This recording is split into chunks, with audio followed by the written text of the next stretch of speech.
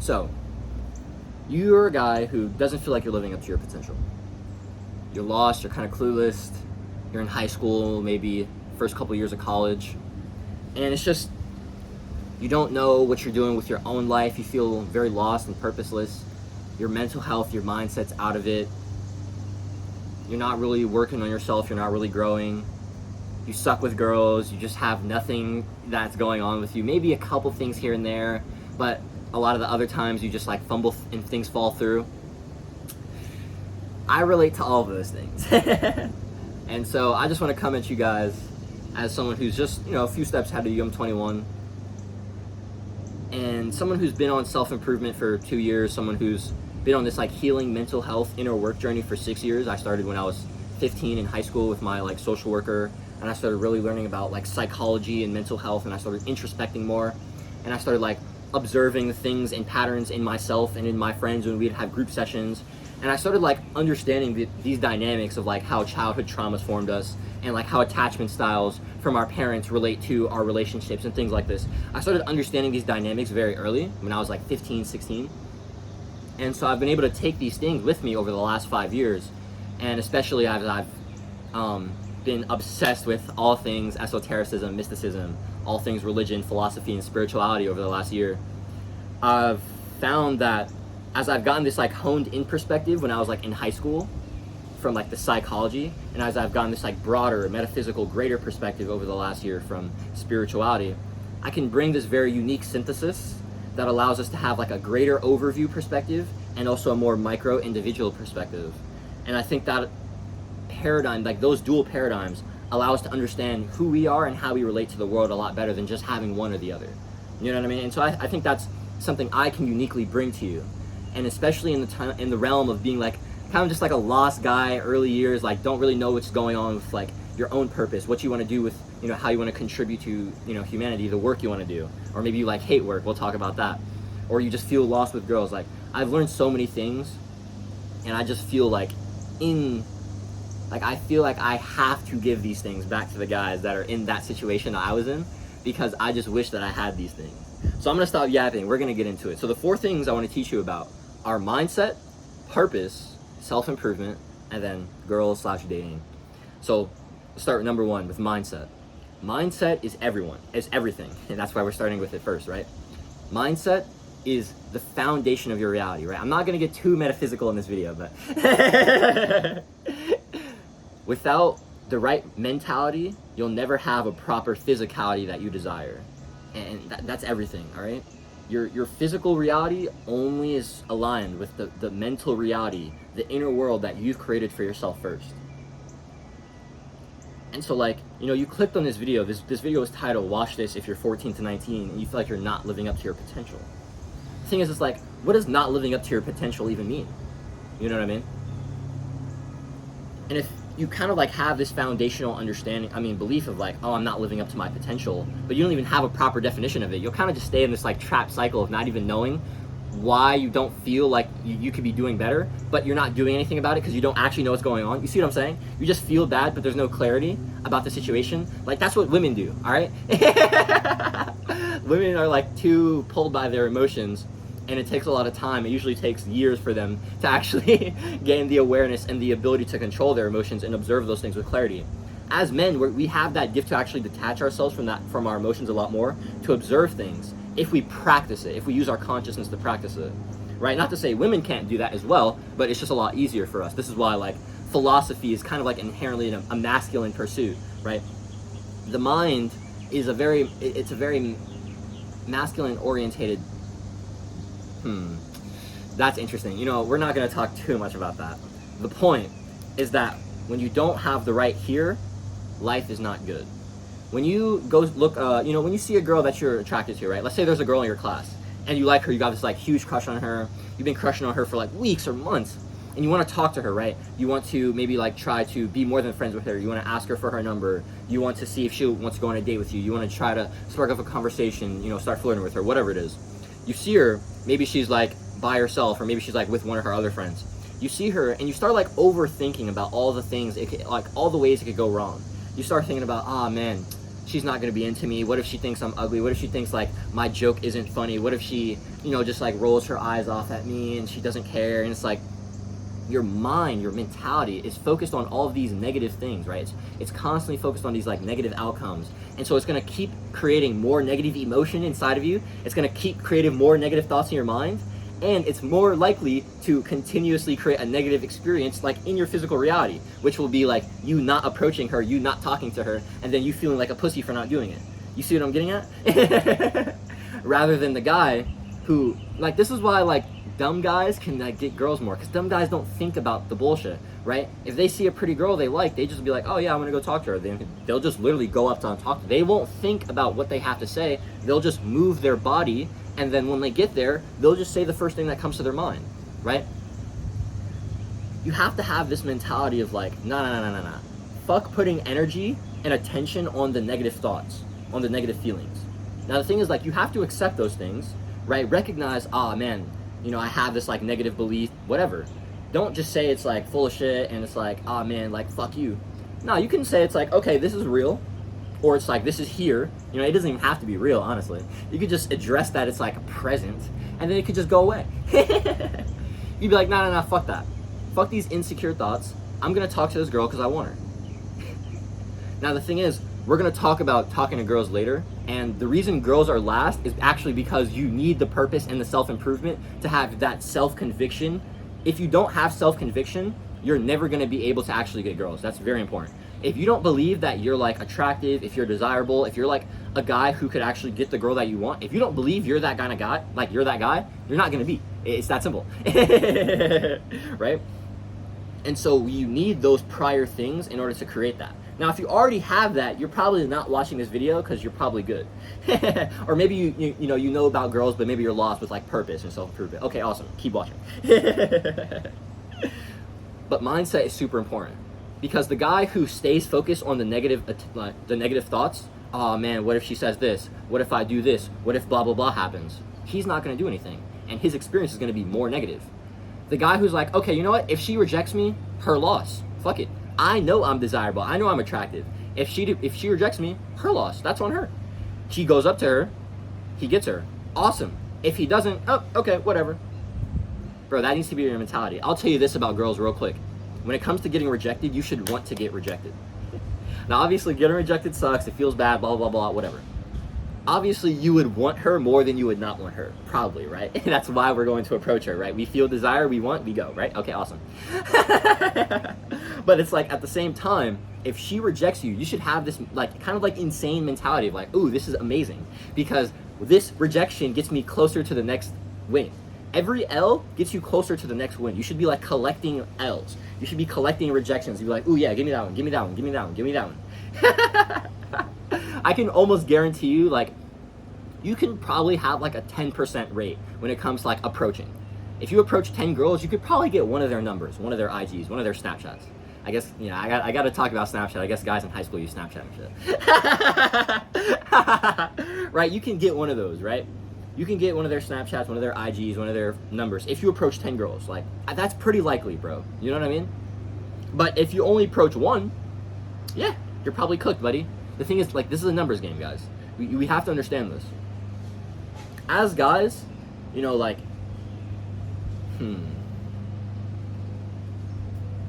I'll say this. When it comes to, like, girls, right? Girls can basically choose from whoever they want, right? Because a lot of guys would be into them, right? If she's an attractive girl, even if she's not very attractive, most guys would still, like, fuck her or whatever. You know what I mean?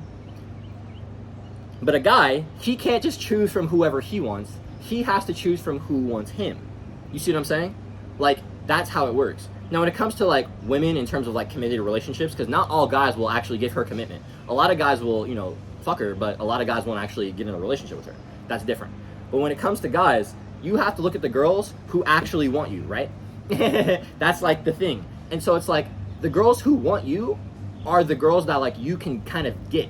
You see what I'm saying? And that's basically like, okay, you go and cold approach like 10 girls, and you get like 1 to 2 numbers today. Okay, you talk to one of them, maybe you go on a date with one of them, you like FaceTime one of them. Okay, one of them's into you, one of them you're kind of not into. All right, fuck it. So you have this one now. Okay, you're doing things with her, you're taking things with her all along. blah, blah. Maybe you guys go on a second date, you kiss, you're escalating things, awesome. Okay, great. Things are going well, right? Fuck, I fucking forgot why I started talking about that. Oh, yo, that's so funny. Anyways, the point was rejection is good because the more times you get rejected, the more you can win. You see what I'm saying? Like, the winners always have the most shots lost. Like, I love this example. Like, Steph Curry, right? Steph Curry is literally the greatest shooter of all time in the NBA, and I guarantee Steph Curry has probably missed more shots than most people in the NBA as well, right? You see what I'm getting at here? I was actually talking to one of my homies. He's in Library of Adonis, that's Hamza's program, and he had hit me up. I had made some like dating posts about like cold approach and like mindset and tactics and stuff like that, and he had hit me up and he was like, "Oh yeah, bro, can we like hop on Instagram so we can chat?" And he had asked me about basically like he was telling me like about his fear of rejection, and I was telling him this mindset, like, bro, you should literally want to get rejected. You should want to get closer to every new win. You see what I'm saying? Because when that's your mentality, you have this like ease mindset. I think a lot of guys are also like way too attached to like when they have a conversation with a girl that they like need to get something out of it. They're way too attached to the outcome, which I understand, right? If you're talking to a girl, it's probably because you want something from her, right? And that's why you should practice having conversations with people where you don't want something from them. Or maybe the thing you want is literally to use that conversation to practice and like leverage to improve your own social skills. That could be the thing you want from that conversation. That's fair. Anyways, I'm doing on too many tangents. I forgot about this, but this is good because mindset's important. You should literally have like the insane mindset that like, bro, when I get rejected, it's awesome. That's good. Because that means that I'm like sifting through the girls that don't want me and I'm getting closer to the ones that do. Thing is, you should want to stay polarizing, guys. Like, not all girls are gonna be into you. Like, that's reality. But there are girls who will be into you. And you'll never find those girls if you're not willing to get rejected by these ones. Do you understand what I'm saying? It's like, it's just not gonna happen. You'll never know if the girl that's into you is into you if you don't go talk to her. But if you're not willing to get rejected by her, you'll never actually be able to take things to another place with her. You know what I mean? If you're not willing to get rejected, you're never going to approach. But if you never approach, how are you going to take things to the level that you actually want, which is going on a date with her, having her, you know, be your girlfriend, getting to know her, sleeping with her, whatever it is. You know what I mean? It's like, if those are the things you want, you're never going to be able to get those things because you literally can't get over this fear of the approach. But the fear of the approach is simply because you're not willing to like look at rejection as something that's not actually a big deal.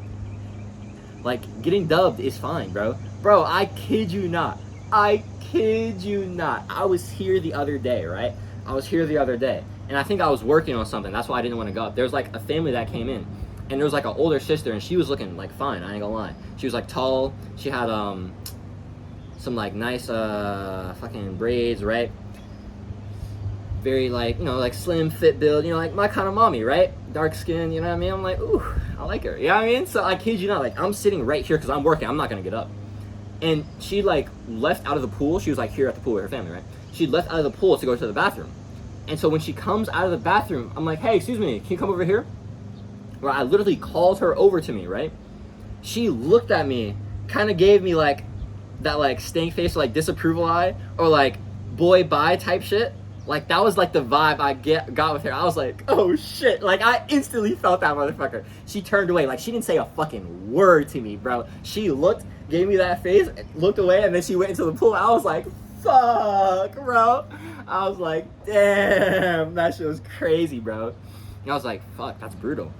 Bro, charge it to the game. Who fucking cares, bro? You feel me? Like, I'm sitting here having fun with you, telling you about that story because it was a fun time.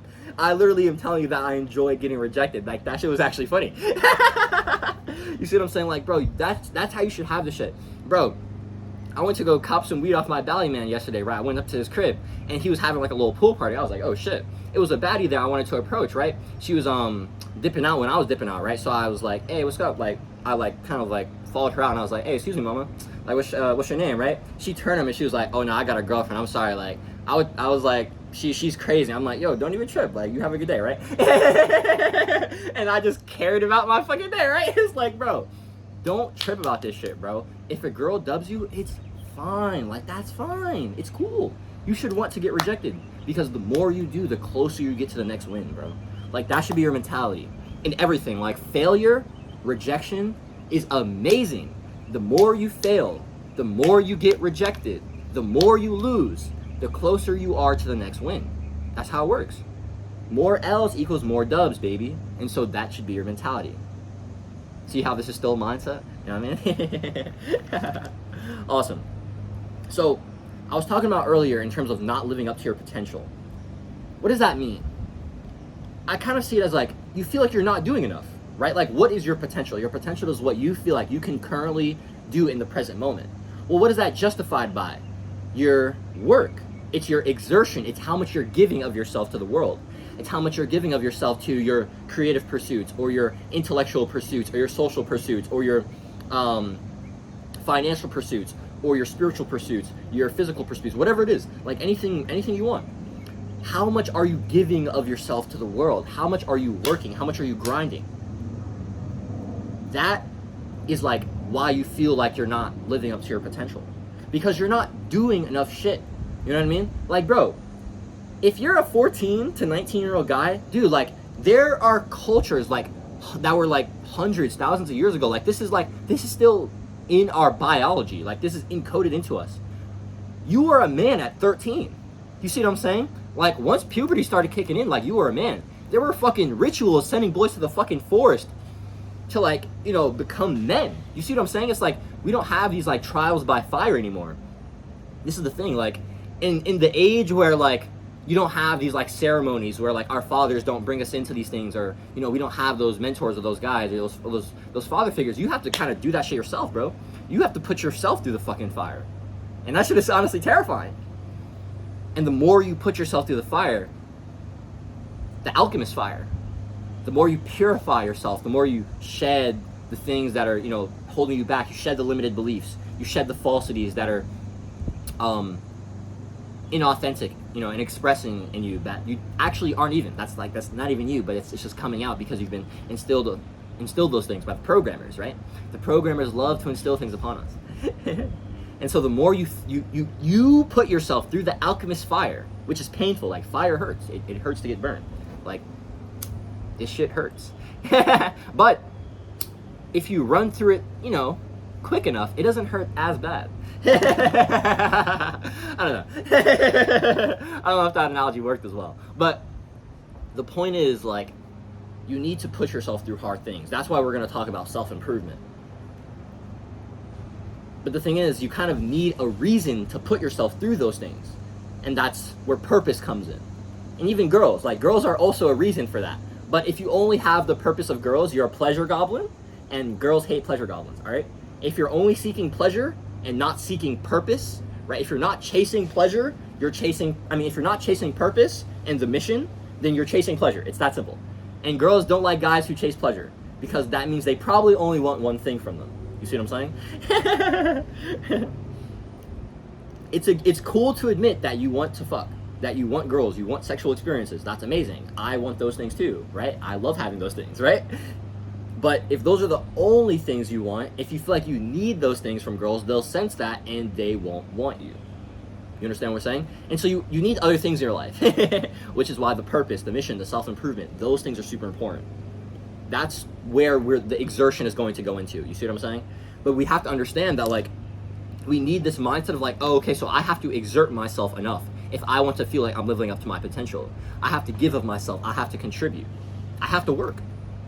Like, you should want to work, okay? Work equals good, all right? I have this note here. Work equals good. Why? Because the work is how you put yourself through the alchemist fire. The work works on you more than you work on it, right? That's from Hormozy. I heard this recently from a psychologist. His name is Dr. Orion Taraban. Very, like, highly recommend his content, especially for my guys here. He said, you need the work more than the work needs you. And I love that paradigm. It's like, holy shit, when you put those things together, you need the work more than the work needs you, because the work works on you more than you work on it. You see what I'm saying? The work forges you. It creates you into something new. The masculine, hold on, let me show you real quick. Let me show you this visual, because this is good. The masculine pursues, the masculine gives of itself, right? It has this active pursuing nature. It actively goes at things and it kind of like destroys itself, right? When you're lifting weights and you're trying to make muscle, you have to literally put yourself through strain and pain so you can put your muscles through failure so that it triggers the muscle synthesis. And it's like, oh, we got to start growing here. We need more strength here to accommodate for this lack because we currently just experienced that we don't have enough to face the current environments that our body needs to adapt to. You see what I'm getting at? The masculine fucking throws itself at the work, at the obstacle, at the mission, at the wall. And it's like, I'm either gonna get destroyed or I'm gonna destroy you, motherfucker. And both ways are good. Because you either break through, which means you know you're hard enough, or you get fucking shattered. And then you rebuild into something stronger. The masculine gives of itself and then receives anew for it, which is different from the feminine dynamic. The feminine receives and then gives something, births something new from that. And so we have to understand that if we want to receive a new identity, if we want to alchemize, if we want to transmute into a new identity, we have to put ourselves through the work. We have to give of ourselves to the work, to the mission, to something, in order to receive that new, that paradigm, that feedback, that new identity. Only as I've done the work and then seen what reality has shown me have I been able to develop myself into new identities. It can start with a mentality of like, okay, I'm going to start with this thing. I'm going to move towards this thing. I'm going to move towards being this person. But you don't have that solid conviction until you have the proof because reality's shown it to you. That's often what it takes. It often takes reality reflecting back to you the things that you already had inside of you. But when you have that reflection in the external, it makes you that much more certain, right? A lot of guys, they haven't had any experience with girls, and so they don't have like any belief in themselves. The experience they have had is probably negative. They got rejection a lot, and so they don't believe in themselves. But the more you put yourself through these experiences, the more you forge yourself through the fire, the more approaches you do, the more girls you talk to, the more you'll realize, oh shit, I actually can do this. Or oh shit, I actually just have to change these certain ways.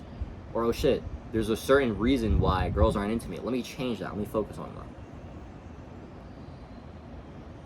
Only when you put yourself through the work can you receive that feedback so that you can iterate. Like, you have to take action, guys.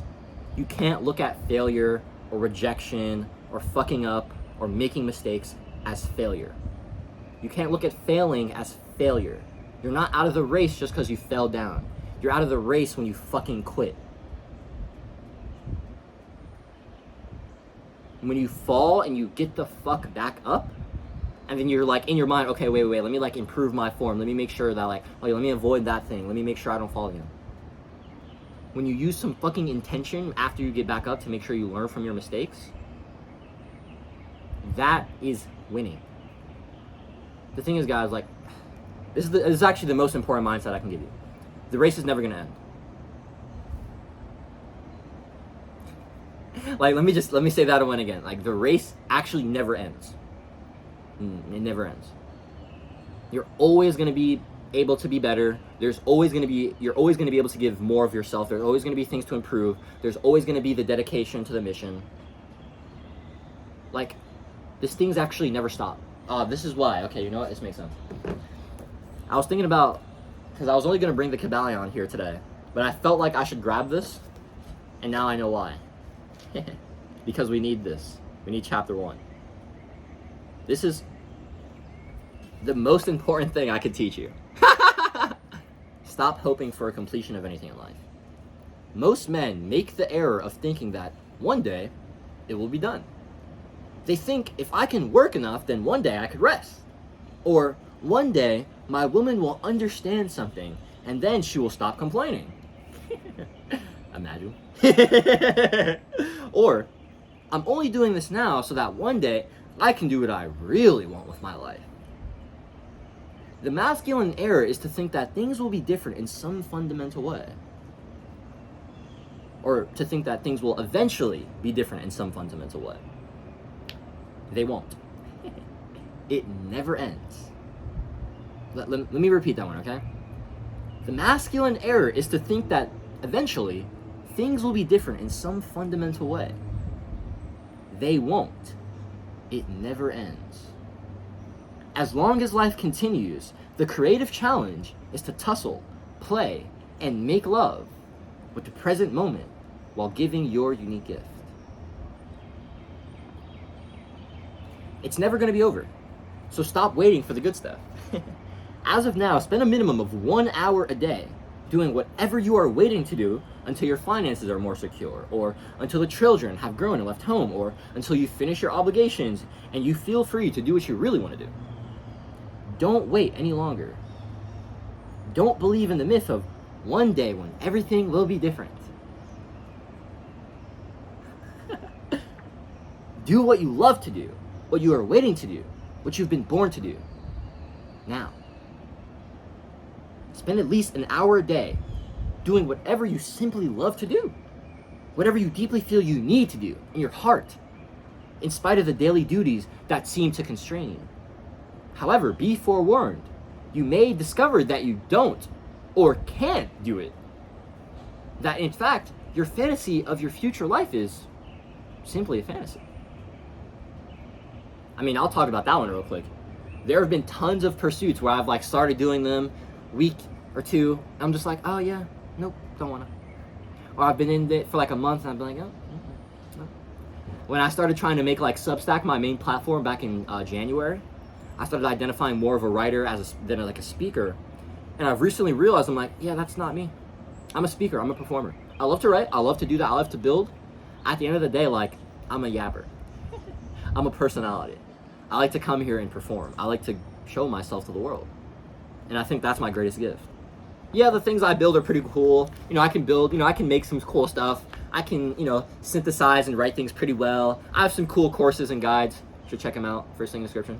It's yeah, those things are great. But it's the performance. Now granted, the courses and guides are performances because they're videos, but it's you know what I mean? It's when I'm singing or when I'm dancing, when I'm speaking my poetry, when I'm telling stories, when I'm teaching, when I'm having a conversation with somebody, or even, when I'm making a video like this.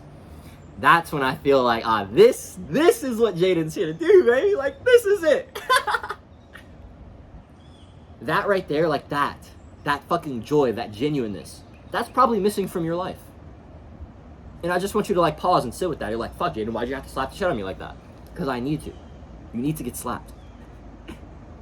If you don't feel this love and joy and fulfillment from something you give of yourself to, a creative pursuit, a social pursuit, a physical pursuit, an intellectual pursuit, a social pursuit, whatever it is, it literally doesn't matter, whatever it is. If you don't feel that, you're missing out on life. You're missing out on love. You need those things. They're non-negotiable. I do want to finish this chapter. It's pretty short. Most postponements are excuses for a lack of creative discipline. Limited money and family obligations have never stopped a man who really wanted to do something. I'm gonna repeat that one actually, because this one calls out all the pussies. Most postponements are excuses for a lack of creative discipline. Limited money and family obligations have never stopped a man who really wanted to do something. I love the phrase, there's always someone who's had it worse and done it better than you. Always. There are self-made millionaires who were in worse scenarios than you're in right fucking now. And so yes, you should recognize that the situation you're in, it may suck, it may be painful. I recognize that. I'm with you, bro. I'm not gonna, deny or invalidate your pain. I am gonna tell you to stop mellowing and stop acting like a fucking pussy. I'm gonna tell you to get to work, because that's what you need to do. You need to throw yourself out the fucking wall. That's the only way you're gonna feel better, I promise. Like, I'm not telling you this because I'm just like full of shit and I'm just like, I just want to say these words because they like make me feel good or some shit. They make me feel good because it's the fucking truth and you need to hear it. You need to throw yourself at a fucking wall. Right? For the last year, that wall for me has been content. It's been like my spiritual and intellectual pursuit. It's been women and dating and social and intersexual dynamics, right? You need to throw yourself at a wall so that reality can give you feedback back and you can receive anew. You're never gonna do that if you don't give of yourself first. It's not gonna just come to you. You gotta go fucking get it. So stop postponing. Because if you really wanted it, you'd be making it happen. There's always people who had it worse and done it better. So what's your excuse? You can stay trapped in victim mentality. Yeah, sure, whatever. If you want, I guess. I mean, if that's what you want to do. I don't know why you would want that, but if that's what you desire, then okay, whatever. If that's what you want, you can get off this video. I don't want any victims here. Fuck that. You know? Like, we've all had shit, you know, life is real. I understand that. Never deny the things that have happened to you. You know? But don't allow those things to have agency over your life.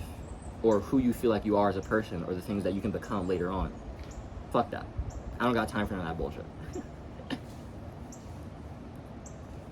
Most postponements are excuses for a lack of creative discipline.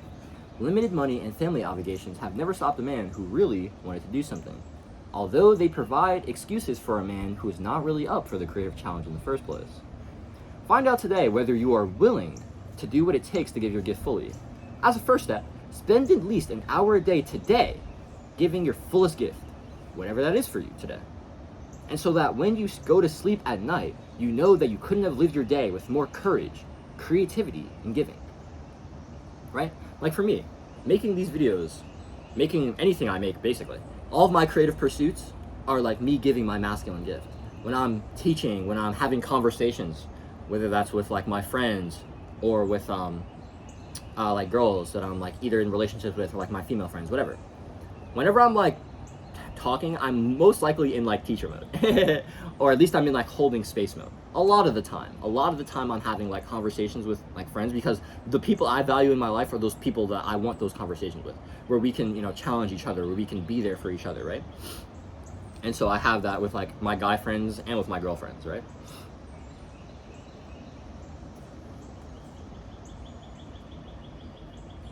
Oh yeah, I started talking about that because that's like me giving my gift. Okay, I was like, what the fuck? Why did I start talking about that? But when I feel like I've given my gift in a creative pursuit, in a intellectual or teaching manner, in a social manner, in a physical manner, right? Physical, not as much for me, you know what I mean? Like, I'm not like physical warrior guy as much. I still do my physicality stuff, you know what I mean? Like, I was hitting my calisthenics this morning, did my little squats and my leg raises for leg day. But it's, for me, like, I'm much more, especially in my current season, my social pursuits, my intellectual pursuits, my creative pursuits, those are the things that like I feel like are the most meaningful to me and most fulfilling to me, and those are the things like I want to throw myself at the most. You see what I'm saying? And so when I give of myself to those things, I feel amazing. I get to go to bed knowing that I live my day with courage, creativity, and giving. If you don't have that because you're not currently exerting enough, you need to have that. In addition to the myth that one day your life will be fundamentally different, you may believe in hope that one day your woman will be fundamentally different. This is important. Don't wait. Assume she's going to be however she is forever. If your woman's behavior or mood is truly intolerable to you, you should leave her and don't look back, since you cannot change her. However, if you find her behavior or mood is merely distasteful or a hassle, realize that she will always seem this way. Always. The feminine always seems chaotic and complicated from the perspective of the masculine. This is very important. I'll just like talk about this too fizzy. The feminine is the life energy principle. Think of it as an ocean. Full of life, full of energy, beautiful, and yet chaotic. Going in no direction because it's going in all directions. And so the masculine, being the principle of structure, comes in and it creates boats, canals. This is actually a metaphor from the way of the Superior Men. And it intentionally focuses and directs the feminine, the energy of the feminine. Since the feminine is like inherently abundant and chaotic in nature, we're always going to perceive her in that way, right? And so we kind of just have to understand this is the feminine nature, you know what I mean? And that's okay, you know what I mean? Like, don't judge women for being that way. Just understand that's how they are. I promise, like, once you stop judging women for like being so emotional and you not understanding it, once you understand it's just their nature and they really like can't control it without a fuck ton of inner work. Now they can work on that, but that takes time, you know what I mean? When you just understand that, it's like, oh, it's okay. And then it actually allows you in those situations to like give your masculine gift to her of like actually being able to hold her, have like that firmness, that masculine structure, that container for her that allows her to feel safe, that allows her to feel held, that allows her to, can you see that? Probably not. Turn her brain off. Because you can take it from here, right? We all have our own masculinity and femininity, right? We have to lead our femininity with our masculinity, right? And as masculine men, that's a lot easier for us. As women, right, feminine girls have a hard time leading their femininity with their masculinity because they inherently have a lot less of it. They inherently have a lot less masculinity to lead their feminine chaos. And so you as the masculine guy comes with your masculine frame. You can inherently give her more masculine energy than she can provide for herself. That's your gift to give to her, right? And this is such a beautiful thing. You know what I mean? Whether this is like your girl or even like a friend of yours. I think that like holding space for like the women in your life is actually very beautiful because it allows you to like step into their perspective a lot more, which allows you to understand like the feminine mystery a bit more. And it also kind of like gives you that practice of like holding the feminine chaos, which is good because that's just a skill you should want as a man. Life is going to test you, right? The way the Superior Man, it says every moment of your life is either a test or a celebration. Every moment with your woman is doubly so. I love that, right? And so it's like life is always going to challenge you. Life itself is the feminine principle. Life itself, you see this? Mother Nature. Life itself is the feminine principle. The world is always going to throw shit at you. The world is always going to test you. Are you going to break? Are you going to break frame? And so when you have women in your life who can give you that gift of like strengthening your masculinity, like the feminine test is a gift, honestly. You have to perceive it this way. You have to transmute it and stop perceiving it as like some negative thing that's like a hassle and actually start seeing it as like a gift that your woman is giving to you or a gift that your friends are giving to you. When you see it this way and it's like, ooh, this is actually a way for me to like step more into my masculinity, step greater into my frame, for me to be able to hold presence, for me to be able to stand firm, right? When you do that, when you practice that, it applies not just for your life with women, but in your life in general. It applies for your discipline in the gym. It applies for your discipline when you're working. When you're writing and your brain feels like it wants to stop working because you've been writing for like 2 fucking hours and your brain is like, Jaden, shut the fuck up. And it's just like, no, I have to get the work done. Or when you've been fucking yapping for an hour and a half and my brain is like, oh my God, I want to stop turning, like I want to stop working. I want to be off so I can just like do nothing, right? And I'm like, no, shut the fuck up. We got to keep working. We got to finish, right? Right? I kid you not, I'm 40 minutes into this video and I've only talked about mindset. Like, this video's gonna be long. I have no clue how shit this. I thought this video might be like 40 minutes to an hour. This shit might fuck around and be like 2 hours. That's cool. Because I'm willing to just refocus. I'm willing to reclaim that, you know, like that masculine intention. I'm willing to continuously refocus that. I'm willing to get back into the flow via my intention. And because I practice this a lot, right? Because I have, you know, experience of this with the women in my life, because that adds to me, I allow it, you know, I mean, I can take it to other places, right? That's super valuable.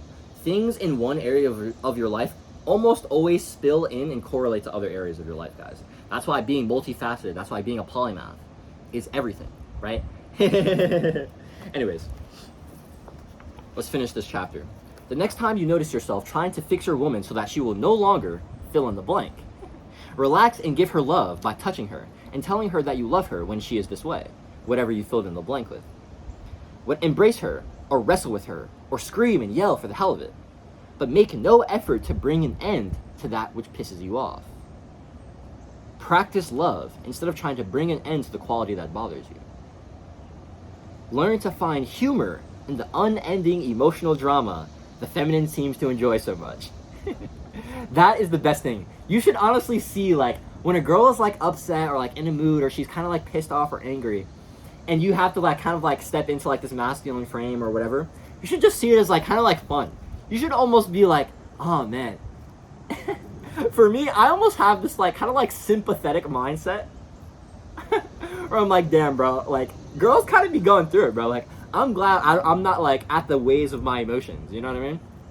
Of course, when my emotions come, I feel them. I allow them to, you know, teach me the things they need to teach me, show them the things they need to show me, and then I release them. You know, that's awesome.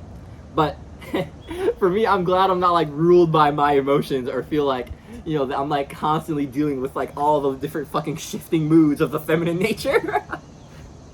Yo, women got it bad. I'm like, anyways. Learn to find humor in the unending emotional drama that the feminine seems to enjoy so much. The love that you magnify may realign her behavior, but your effort to fix her and your frustration never will, okay? So when you give her love, it may, you know, realign her behavior, right? Which is like getting her back into like a good mood, you know, a loving mood. But when you try to fix her, when you try to change her, when she's mad, you're like, why are you this way? You should be this way instead, right? When you do that, you're cooked, buddy. All right? Yeah. So don't do that. Assume that your woman is always going to be this way. And if you don't want to deal with that, understand that, like, one, feminine women are just like this. So you're not really going to be able to get this unless you get, like, a more balanced woman, which you may want. Like, I'm personally a more balanced guy. I like more balanced girls. The feminine chaos, although I enjoy it, it's like, I'd rather you just use words. Right? I can speak the language of the feminine, but that's not my preferred method of communication, obviously. But obviously, we need to learn how to speak the language of the feminine. As guys, if you want to get girls, you need to understand the language of emotion, of symbol, right? The feminine speaks in poems and in poetry, often, you know, a lot more often than she speaks like directly. Men, we speak directly. The masculine communication style is direct, it's logic, it's rationale. The feminine communication is emotional, it's symbolic, it's metaphorical. And so you have to see, like, what are these words pointing to? Not what are the words themselves. You see what I'm saying? What are the underlying or overlying things that the words are getting at, rather than what she actually said?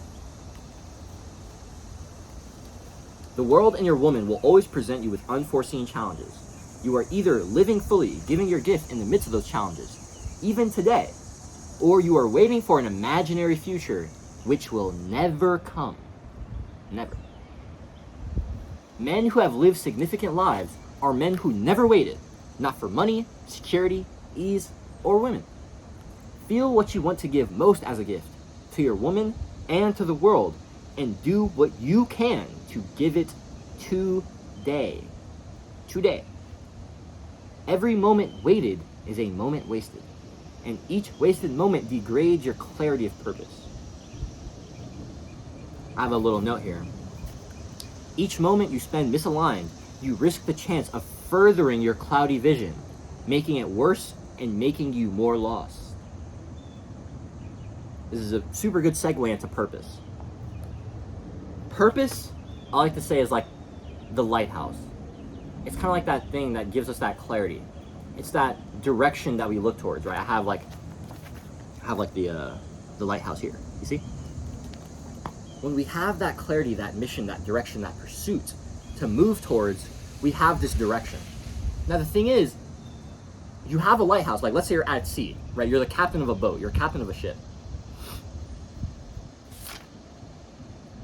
Wait, before we talk about purpose, before we get into that ship analogy, let me give you this final mindset, okay?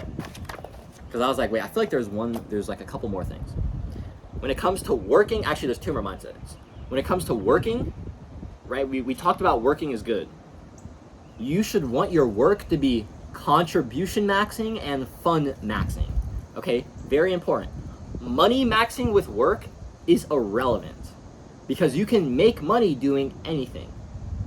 But you can't give a you can't have like a worthy contribution by doing any kind of work that you feel like genuinely like worthy. Like, you can't give something to people and feel good about it if you don't care about those people or if you don't care about the work you're doing, right? So like having like contribution, feeling like you're contributing to people, it's hard to do that if it's just like some bullshit.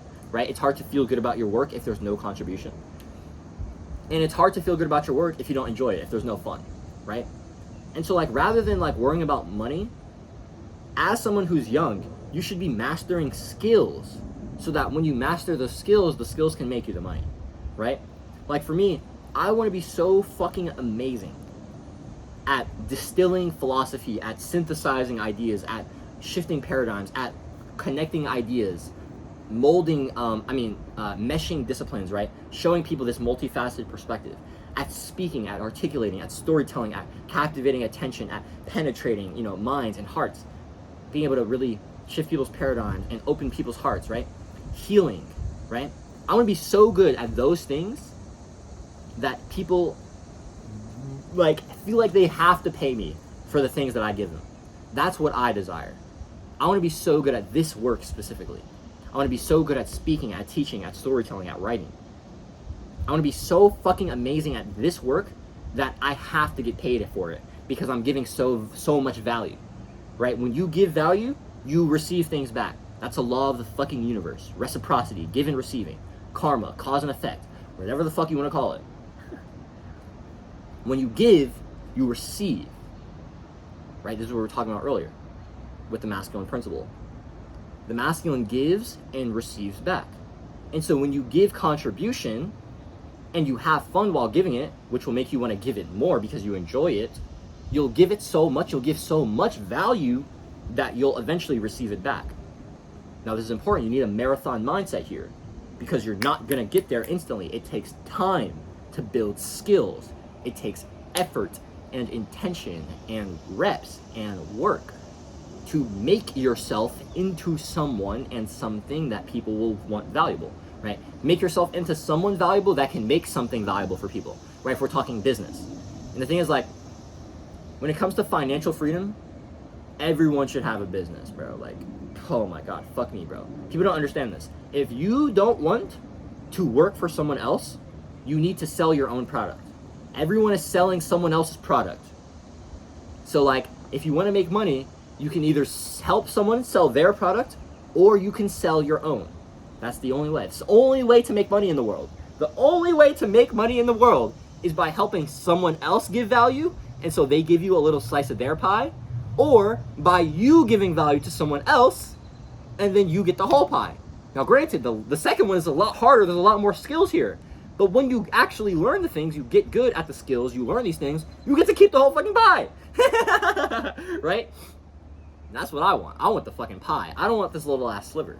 I want the whole motherfucker. I want a lot of motherfuckers, actually. I want the fucking bakery. Fuck. Fuck this like peasant ass, shrivel ass slice of pie that they give like a 2-year-old because there's fucking 20 of them at the fucking birthday party. I don't know why you'd have a birthday party. I don't know why you'd have pie at a birthday party instead of cake. I was actually a kid, for like my 8th through 11th birthday, I asked my mom to give me pie instead of cake for my birthday, and like she never did. I don't know why. I was like, actually kind of blew my shit, I'm not gonna lie. I don't think I ever intentionally asked, but I always wanted pie for my birthday one year. Like, I was obsessed with apple pie. Still am. Like, I fucking love pie. Because I've never been that much of a cake guy. Now, ice cream cake, right? But like, pie. Wait, hold up. Pie's my shit, right? They go like pie, ice cream cake, cheesecake, regular cake, right? All right, that's like my dessert order. So like peach cobbler,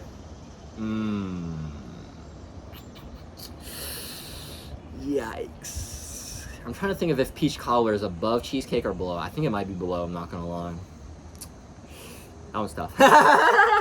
Anyways, you should have this contribution maxing, fun maxing mindset to your work. You should figure out the work you want to do, right? This is why we're going to talk about purpose soon. And you should have this marathon mindset of, I'm going to continuously build myself in these skills so that I'm so fucking good that people have to pay me for this shit. I'm going to be so good, it's unreasonable people don't give me money for this shit. That should be your mentality. That should be what you want. The last mindset I want to give you is that you're a guy on self-improvement. Right now, you're a guy on self-improvement. I don't care if you've never been on self-improvement before this video. Right now, you're on fucking self-improvement. You're a guy on self-improvement, that means you're better than 90% of people. Period. I need you to have this like arrogant mindset, okay? Because most people never change. Most people just do what the programmers tell them to do throughout, high school and college, in the education system, and then they go sell their soul for 30, 40, 50 years, and then they live their life after they're retired, even though they don't really have a life to live. Whatever. That's most people's lives, right? Most people just sell their soul to the programmers. They're just conformists. Awesome. Whatever. Most people never really grow or change out of those paradigms, right? They just do what society told them to do. They do what the system told them to do. They do what religion told them to do. They do what their parents told them to do. Whatever the fuck. But you're a guy on self-improvement, which means that you are automatically, better than 90% of people, because you're better than all the guys who aren't growing, and you're better than all the girls who aren't growing. Well, not all the girls, but you're better than a lot of those girls. And the thing is, in 2 years, 5 years, 10 years, you will be better than those girls. And you'll be better than a lot more guys. Like right now, since you're just a guy who actually actively improves himself, especially at such a young age, you're already ahead of most guys. Because most people just don't do that shit. Most guys your age are too busy watching porn, playing video games, doom scrolling, whatever the fuck, right? But if you're like, nah, fuck that shit, I'm gonna stop watching porn, I'm gonna stop playing video games, I'm gonna stop doom scrolling, I'm gonna lock in, I'm gonna start learning more, I'm gonna start reading more, I'm gonna start, training more, I'm gonna start doing more creative stuff, maybe my art, I've always loved, having these creative pursuits, and I'm gonna start pursuing those more, I'm gonna start pursuing my spirituality more, I'm gonna start training harder, I'm gonna start making my business, with YouTube, or, building my brand on TikTok or on Instagram, whatever the fuck you wanna do. Be a producer instead of a consumer on social media. That's everything. Since you're a guy who's on self-improvement, I need you to have this arrogant mindset of, I am better than most people, because most people never even grow, never even change. And since I'm actively growing, I'm actively changing, I'm already better than most people. And I'm going to continuously get better and better than most people. You have to have this like super arrogant mindset, because that mindset is what's gonna keep propelling you to the front. Now, don't let it get you fucking complacent. Keep comparing yourself to people who you wanna be more like, right? You are the average of the 5 people, not who you spend time with, not of who you give your attention to, but the 5 people you compare yourself most to. So compare yourself to your mentors that you want to be more like, to your teachers, to your guides that you want to be more like, right? Compare yourself to the people who actually have the goals. Compare yourself to people who are actualizing a vision that you align with. Compare yourself to those people. Worry about those people's opinions. Worry about those people's values. Fuck the values and the opinions and the goals and the opinions of everyone else. Everyone who doesn't align with the things you want to do, fuck them. All right? I was actually literally just thinking about this morning, because I was thinking about how much, I don't really talk to my family that much, honestly. Because the thing is, although I could talk to my family about, some, intellectual or creative pursuits, or, even business stuff, and, that's cool. For me, I'm someone who is, I'm either, usually, in passive observer mode, I'm, fully active in the conversation. The thing is, my family just doesn't have things that I really probably want to hear. You know what I mean? I know that, where a lot of my family is, the things that I have to say, I probably am not, I know they probably aren't, they don't have, the ears open to hear them. Or, the things that they have to say, I don't really care. You know what I mean? And so it's why would I even put my attention towards those things when it doesn't serve me? I'm ruthless about where I put my attention towards. You know what I mean? I constantly want to learn and, obsess my attention on, my mentors, with my friends, with the girls that I like, with my mission, right? With God and with spirituality, with, pursuing and understanding, this higher reality. Things like that. I put my attention on the things I want to become more like, on the version of myself I want to be more like. See what I'm saying? That's what you should do. And since you're doing that, and most people aren't, you're better than 90% of people. That should be your, arrogant mindset. You should genuinely have that fucking cocky mindset. Yeah.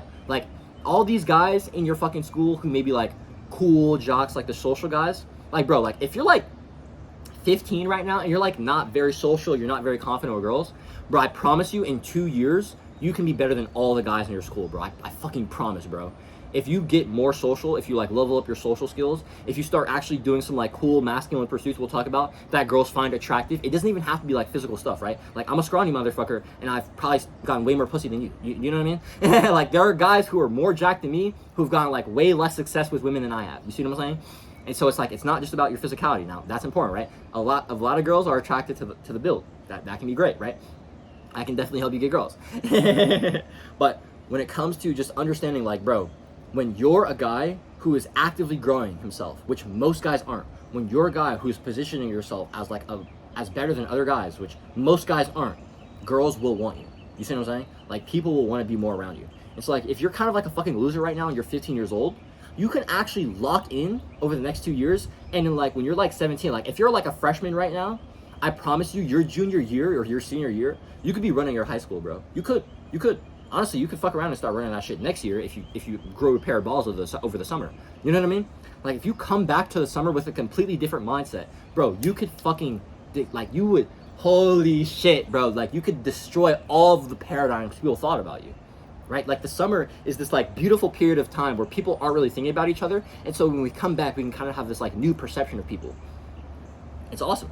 You can literally leverage that right now. If you lock in over the next like 2 to 3 months of the summer, you come back to school, bro, you can have this like completely different aura of you. If you stop fucking watching porn and stop fapping every fucking day like a fucking gooner, you'll come back to school and girls will fucking just feel your sexual aura and they'll be like, oh shit, what the fuck? I never even looked at this guy before, but now I'm looking at him simply because he's retaining his fucking semen instead of spilling it like a fucking cum goblin. Fuck.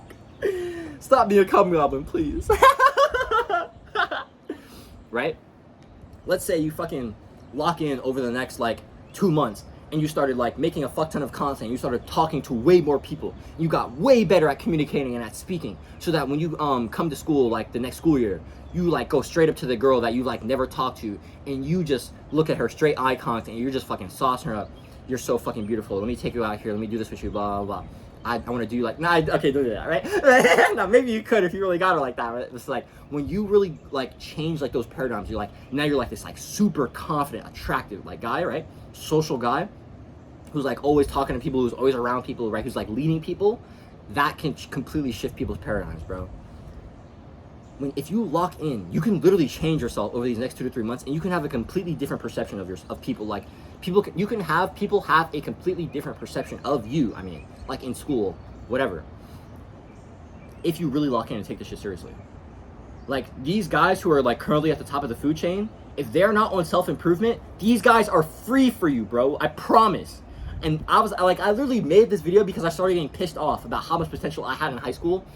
And about how I just never actualized it, bro. I was like, fuck, bro. I could have been the fucking king of my middle school and my fucking high school, but I was a bitch. I was a fucking pussy. I didn't use my balls, bro. I didn't use my balls. And the thing is, like, I was cool with, like, all the guys. Like, all the, the top of the food chain guys. I was always, like, the mid food chain guy, right?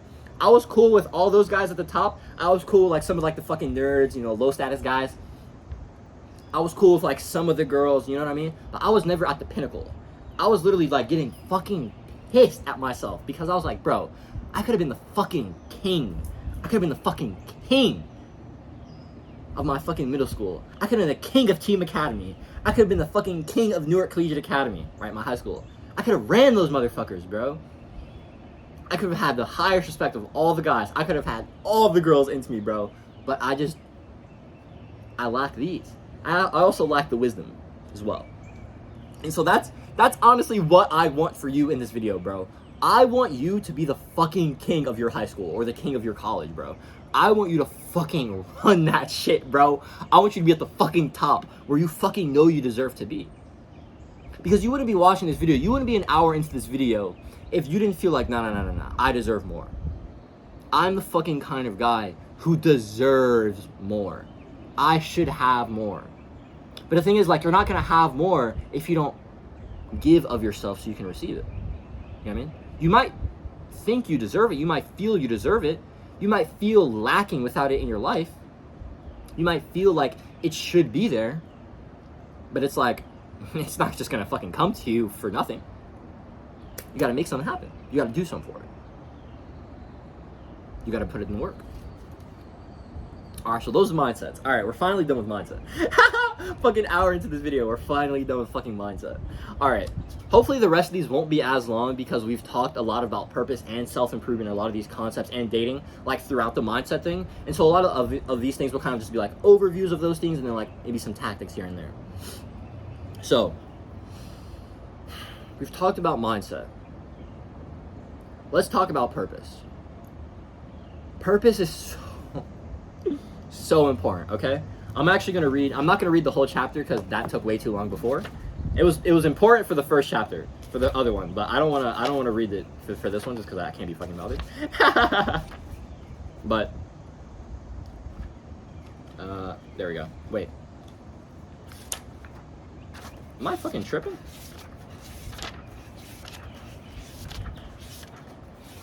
Okay, there we go. Chapter 11. If you don't know your purpose, discover it now. Actually, I will read this whole thing because this one is only one page. Without a conscious life purpose, a man is totally lost, drifting, adapting to events rather than creating events. Now let me stop right there. That is feminine as fuck. Without a purpose, a man is adapting to events, which means life is coming at him. He's receiving and then he's giving something up from that. That's feminine. When you receive and then adapt, that's a feminine nature. Right? Now, that doesn't have to be bad, but if you're inherently always reacting rather than acting, creating, inflicting your fucking will upon reality, making life your fucking bitch, if you're not making life your fucking bitch and life is always making you its bitch, that's a problem. All right? So you don't want that. Without a conscious life purpose, a man is totally lost, drifting, adapting to events rather than creating events. Without knowing his life purpose, a man lives a weakened, impotent existence. Perhaps eventually becoming even sexually impotent or prone to mechanical and disinterested sex. You're always reacting instead of proacting without purpose. You're always defensive instead of offensive without purpose, right? I mean, like, how can you do anything but react when you're on the bare foot?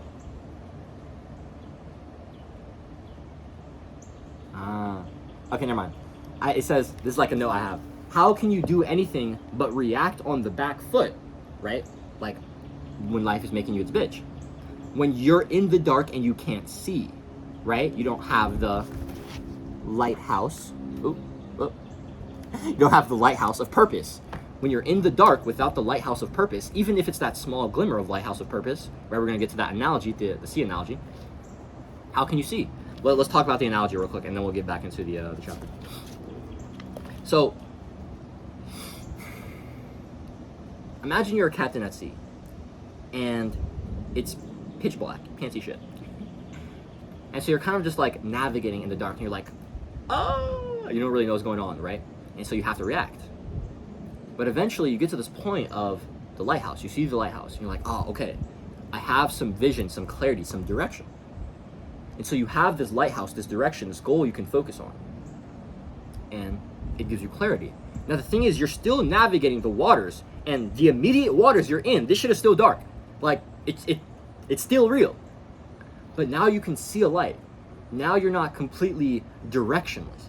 Now you actually know where you're going, and so you can have some agency. Oh, excuse me. You can have some conviction that your agency is going to get you somewhere you want to go. When you don't have the direction, how do you have conviction that you're going to get where you want to go? You don't know where the fuck you're going. This is why every man needs purpose. And not to say that purpose is like some like overarching like you know your life's fucking mission. Now for me, I'm very glad that I actually have a decent idea of my life's mission. Where I think I've got blessed with that very young, which is my gift to give to the world and help them figure out their own so that they can find them, right? My mission is to help people live their most free and authentic lives by helping them understand who they truly are and express who they truly are. That's my mission. That's why I fucking wake up every day, right? That's why I give of myself in these fucking videos, and I feel so passionate about these things. Because so many people are trapped, living lives that aren't theirs, living lives that have been instilled upon them by the programmers. Right? That shit is whack. And so I want to help people live more freely, more authentically. I want to help people recognize what God is calling them to do. And that's what purpose is. Purpose is literally what God is calling you to do to create in this reality. I like to say that purpose is how you contribute to the collective evolution, right? The thing is, life is evolution. Life is learning. Purpose is how you contribute to the collective's learning, the collective's evolution.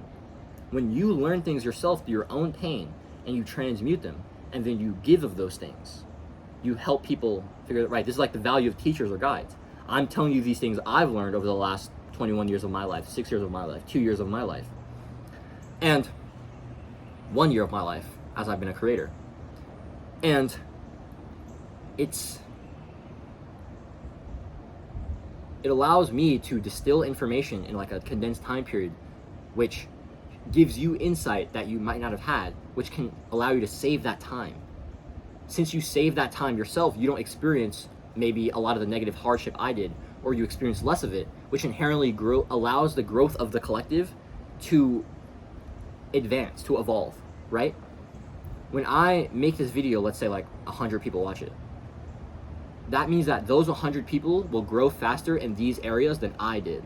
That means those 100 people will have a faster rate of growth in these areas than I did. That means I've contributed to like that collective's evolution, which was greater than mine. You see what I'm saying?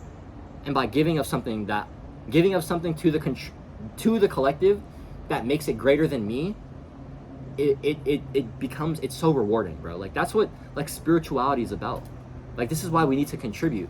Like we need to contribute because we need to feel connected to something greater than ourselves. Spirituality is all about that connection, that realization, that feeling of connectedness. We're all interconnected, right? The fucking quantum mechanics are finally realizing this with quantum entanglement, right?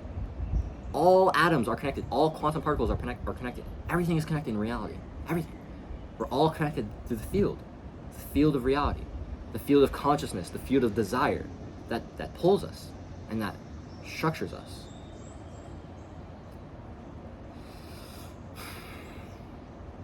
We're all one. We're all interconnected. I'm not going to get too esoteric here, but when you understand this, it allows you to recognize like, oh shit, I have to feel like I'm connected to others.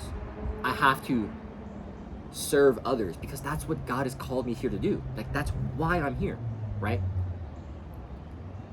God is here calling us to evolve creation, because creation is the reflection that God uses for God to know God's self better. And via creation, via our own experiences, we add to God's experience. I like to say that through our lives, we get to allow God to experience God's self, know God's self, love God's self on infinitely deeper levels, right? Through our own individual facet, our own unique experience that no one ever had, has, or will ever have, right? No one that ever was, is, or will ever be has your unique perspective, has your skills, your personality, your experiences, your visions, your beliefs, your mindsets, whatever, your circumstances, your family, your friends, your social dynamics, whatever it is. No one is exactly like you. And so like, since you are this unique self, you have this unique perspective to give. You have this unique quality of intimacy to share with others. You have this unique gift to give to your unique circle of influence. That is your purpose, to share that unique perspective, share the unique way you see the world. It's to share your presence, your beingness, your unique quality of intimacy with others, whether that's platonically, whether that's intimately, sexually. It's to share your unique gift, right? For me, like, I'm a healer. At the end of the day, like, yeah, I'm a philosopher, I'm a storyteller, I'm a teacher, oh my God, blah, blah, blah. But all-encompassing, Jaden is a healer. He heals this, and he heals this. He's pretty good at those things, too. Now, the philosophy, or the teaching, the storytelling, whatever it is, the conversation, all these things are vehicles. At the end of the day, I'm a healer. That's who I am. That's my purpose.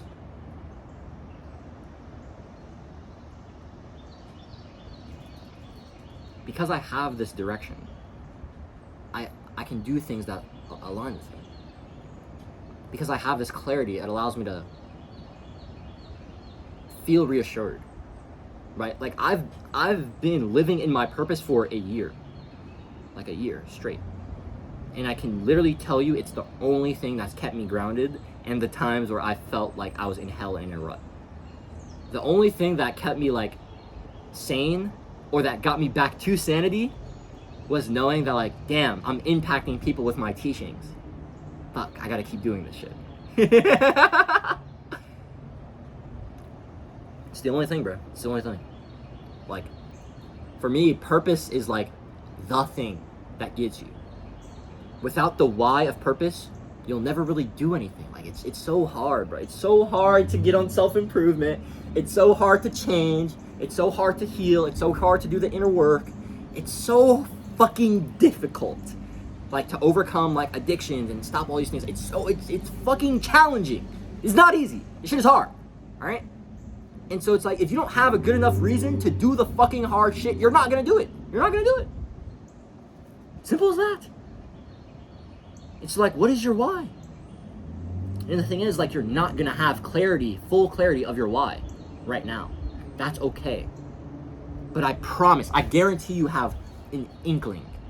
You have some desire. 2 years ago when I was down bad, I was like fucking heartbroken. I was like just getting on the self-improvement and I was fucking tired of shit, right? I knew 2 things about myself. Or 3 things. I knew that 1, where I was no longer serving me.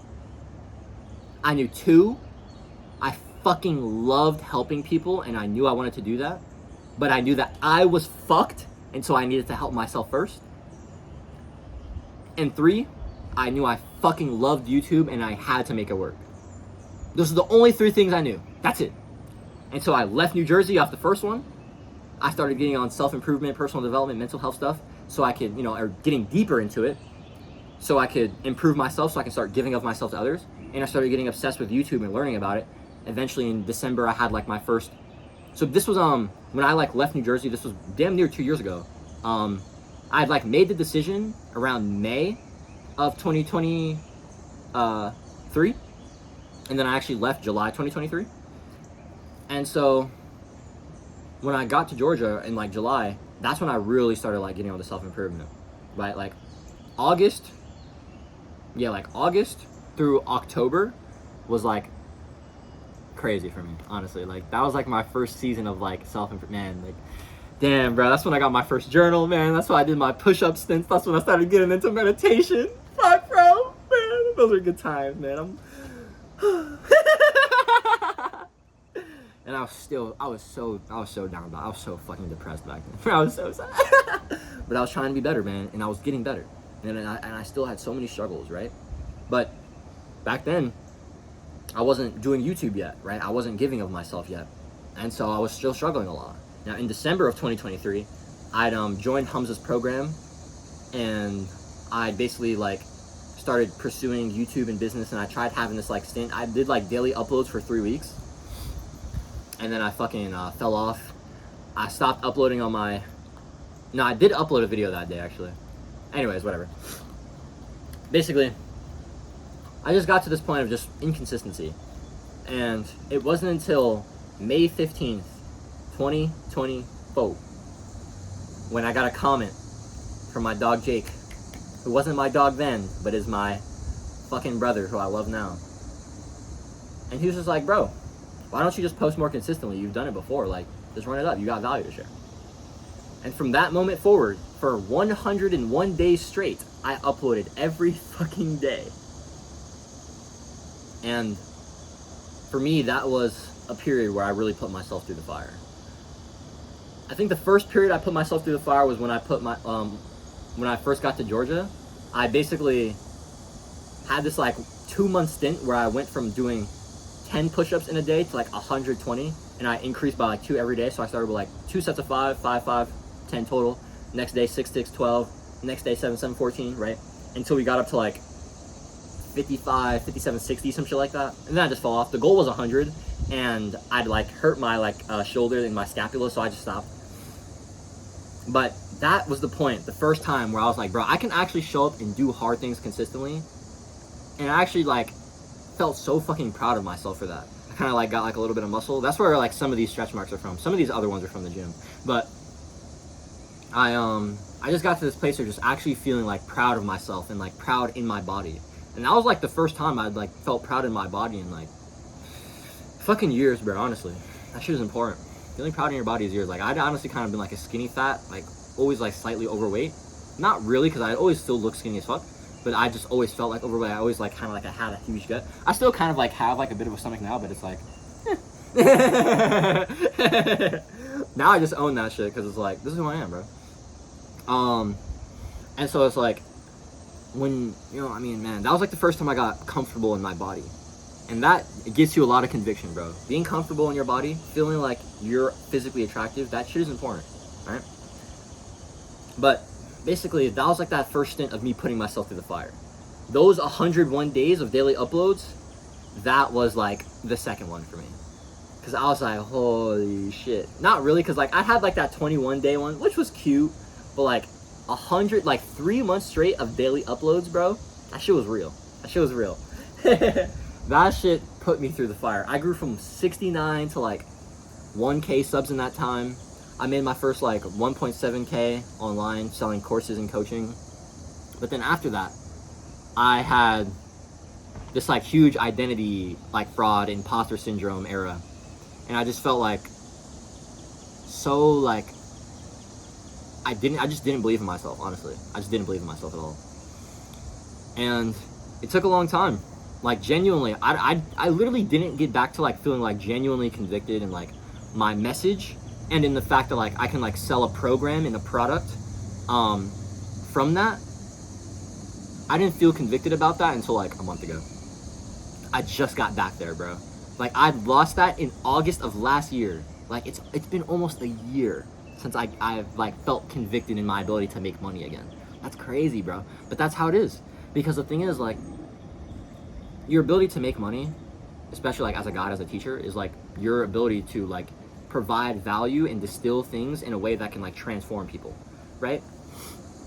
And for me, although I felt like I was good at providing value, I didn't feel like I could provide transformation.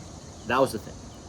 But now, over the last like 5 months, I have literally seen, because I've talked to so many people in person and like, you know, just some other friends of mine, I've seen how like visible my teachings can shift people's paradigms, can like genuinely change people's lives, can really impact people. And I'm like, I actually came to this realization like 3 weeks ago. I was out walking one day and I was just like, dude, I'm really fucking good at teaching. Like this is my gift. I gotta like hype myself up more. I'm like, I fucking deserve to have like 100K followers. I deserve to be making 10K a fucking month off of this, because I am really, really good at this shit. I'm amazing at this, and the things I have to say are very valuable, and I know that. You know what I mean? I've gotten to that conviction in myself, but that took a lot of forging. That took a lot of being in the dark. That took a lot of like unsureness. That took a lot of working, even despite not feeling, you know, like I was that. That's how you gotta do it, man. You kind of gotta delude yourself and fake it until you make it. Like that shit is real, bro. But I talked about all of that to say, like, even in those times where I've like fell off and I've like not been like I haven't felt like my best self. I felt like imposter syndrome about like, oh, who is this fucking like 21-year-old guy like trying to teach people shit, right? Who is this guy who's like, you know, still going through things, trying to figure things out, still like, you know, having some struggles, trying to teach people about stuff. It's like, bro, what did Data say? Hold up. What did Data say, bro? It never ends. Like, I was in this mentality of like, oh yeah. Only once I'm like fully actualized can I share these things. Fully actualized is a fucking myth. What are you talking about, Jaden? There's no such thing. You're not fully actualized until you're back to merge with the source. So, as long as you're living a physical lifetime, that's not a thing. All right? And so there's no such thing as like fully actualized. There's always more to do. The work never ends. And so it's like there's always going to be challenges in your life. There's always going to be problems. There's always going to be things to solve. There's always going to be things to get better at. Does that mean that the things that you've currently done aren't valuable? Does that mean that the things you've already learned can't help people who are behind you? Does that mean that the things you know that have gotten you to such a better place than you were a year ago, 2 years ago, 5 years ago, 10 years ago? Does that invalidate those things just because you're still going through shit because life is never going to stop being real? Like, I kind of had to smack my shit out of myself one day. I'm like, Jamie, you sound like a fucking idiot. What are you talking about? Teachers are people. Teachers are first students. And then they're students who felt so passionately about the things that they learned that they feel like they had to share with other people. That's all that I am. Yes, I have learned things. Yes, I am ahead of you in some areas. That's true. But I'm no fucking, like, perfect man or some shit. I'm not fucking Jesus. Right? And although I live by Jesus' teachings, and I want to be more like him, I recognize my path as my own. And I recognize as, like, I'm always going to be in a place of feeling like I'm learning something new and feeling like it might be even hard for me. I'm kind of struggling with this. And that I have things that I've been able to conquer and I can teach things about. This is a duality, and one doesn't have to snuff out the other. I just need to hold both. Simple. Simple. The greatest philosophers always kept learning, and often their philosophies evolved, and some of them even contradicted each other, like themselves. I mean, it's like when people learn more, they find themselves evolving, and then their ideas, since they're less evolved earlier, they don't even agree with them anymore, or they just don't think they hold the entirety of the perspective. That's how life is, bro. Life is a constant process of expanding your awareness, expanding your ability to hold multiple facets, multiple perspectives.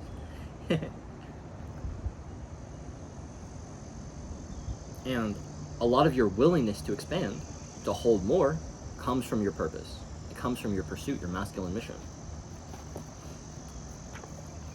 The core of your life is your purpose.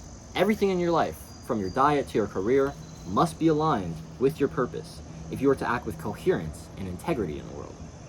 If you know your purpose, your deepest desire, then the secret of success is to discipline your life so that you support your deepest purpose and minimize distractions and detours. But if you don't know your deepest desire, then you can't align your life to it. Everything in your life is disassociated from your core. You go to work, but since it's not connected to your deepest purpose, it's just a job, a way to earn money.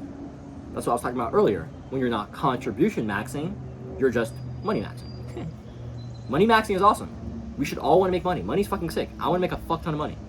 But I refuse to make money by selling my soul. I want to make money by giving my gift. You go through your daily round with your family and friends, but each moment is just another in a long string of moments, going nowhere, not inherently profound. You're just living on autopilot. Life is never engaging. Life's never meaningful. Why? You don't have any of that masculine zest that your purpose gives you. Disconnected from your core, you feel weak. I like to say flaccid, without the vigor of purpose. This empty feeling will undermine not only your erection in the world, but your erection with your woman too. However, when you know your true purpose, which is your core desire in life, oh man, that's so crazy. Your core desire is like the feminine principle, is literally, oh my gosh, that's so crazy. Wow. Purpose, which is like the masculine pursuit, is inherently always like, it's usually pursuing the feminine, right? Like for me, my purpose is like wisdom, right? It's like I'm a philosopher, right? Like I'm a healer as well, right? Which is like to give the, to like show people the beauty of God, the beauty of life, right? And I do this like through this pursuit of wisdom, Sophia, right? Like the name of wisdom in Greek, like Sophia. It's literally what wisdom means. Philosophy, philosophy, the love of wisdom. That's literally what philosophy is. It's the love of wisdom. It's the pursuit of wisdom. Wisdom was often seen as, a feminine expression. Why? Because it's an expression of love. Wisdom is for love. Wisdom is so that we can discern between truth and falsity, or love and we could say that one's iffy. Let's say truth, and let's just stick to truth and falsity, so that we can have clarity on the love, right? So that we can discern between like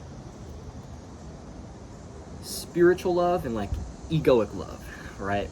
Like the love that God can give, rather than the love that like someone who just wants to validate themselves and is seeking a relationship from you, or when you're seeking a relationship with someone else but you're doing it because you just want to feel good about yourself.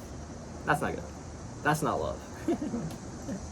And so wisdom gives us discernment so we can see the clarity of like, oh wait, no, that's actually bullshit. I want real love. I want peace. I want fulfillment.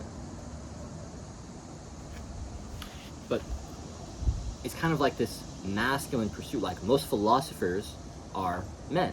Why? Because the pursuit of the feminine is a masculine masculine methodology.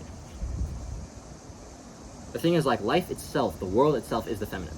And so your pursuit, your greatest desire, is usually for something like that's feminine in nature, right? This is why, like, business is like a masculine game.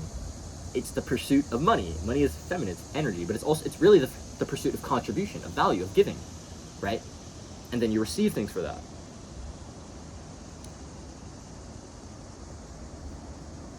Man, like, business and philosophy are it's just like, I just love business and philosophy. Anyways, I'm gonna stop yapping.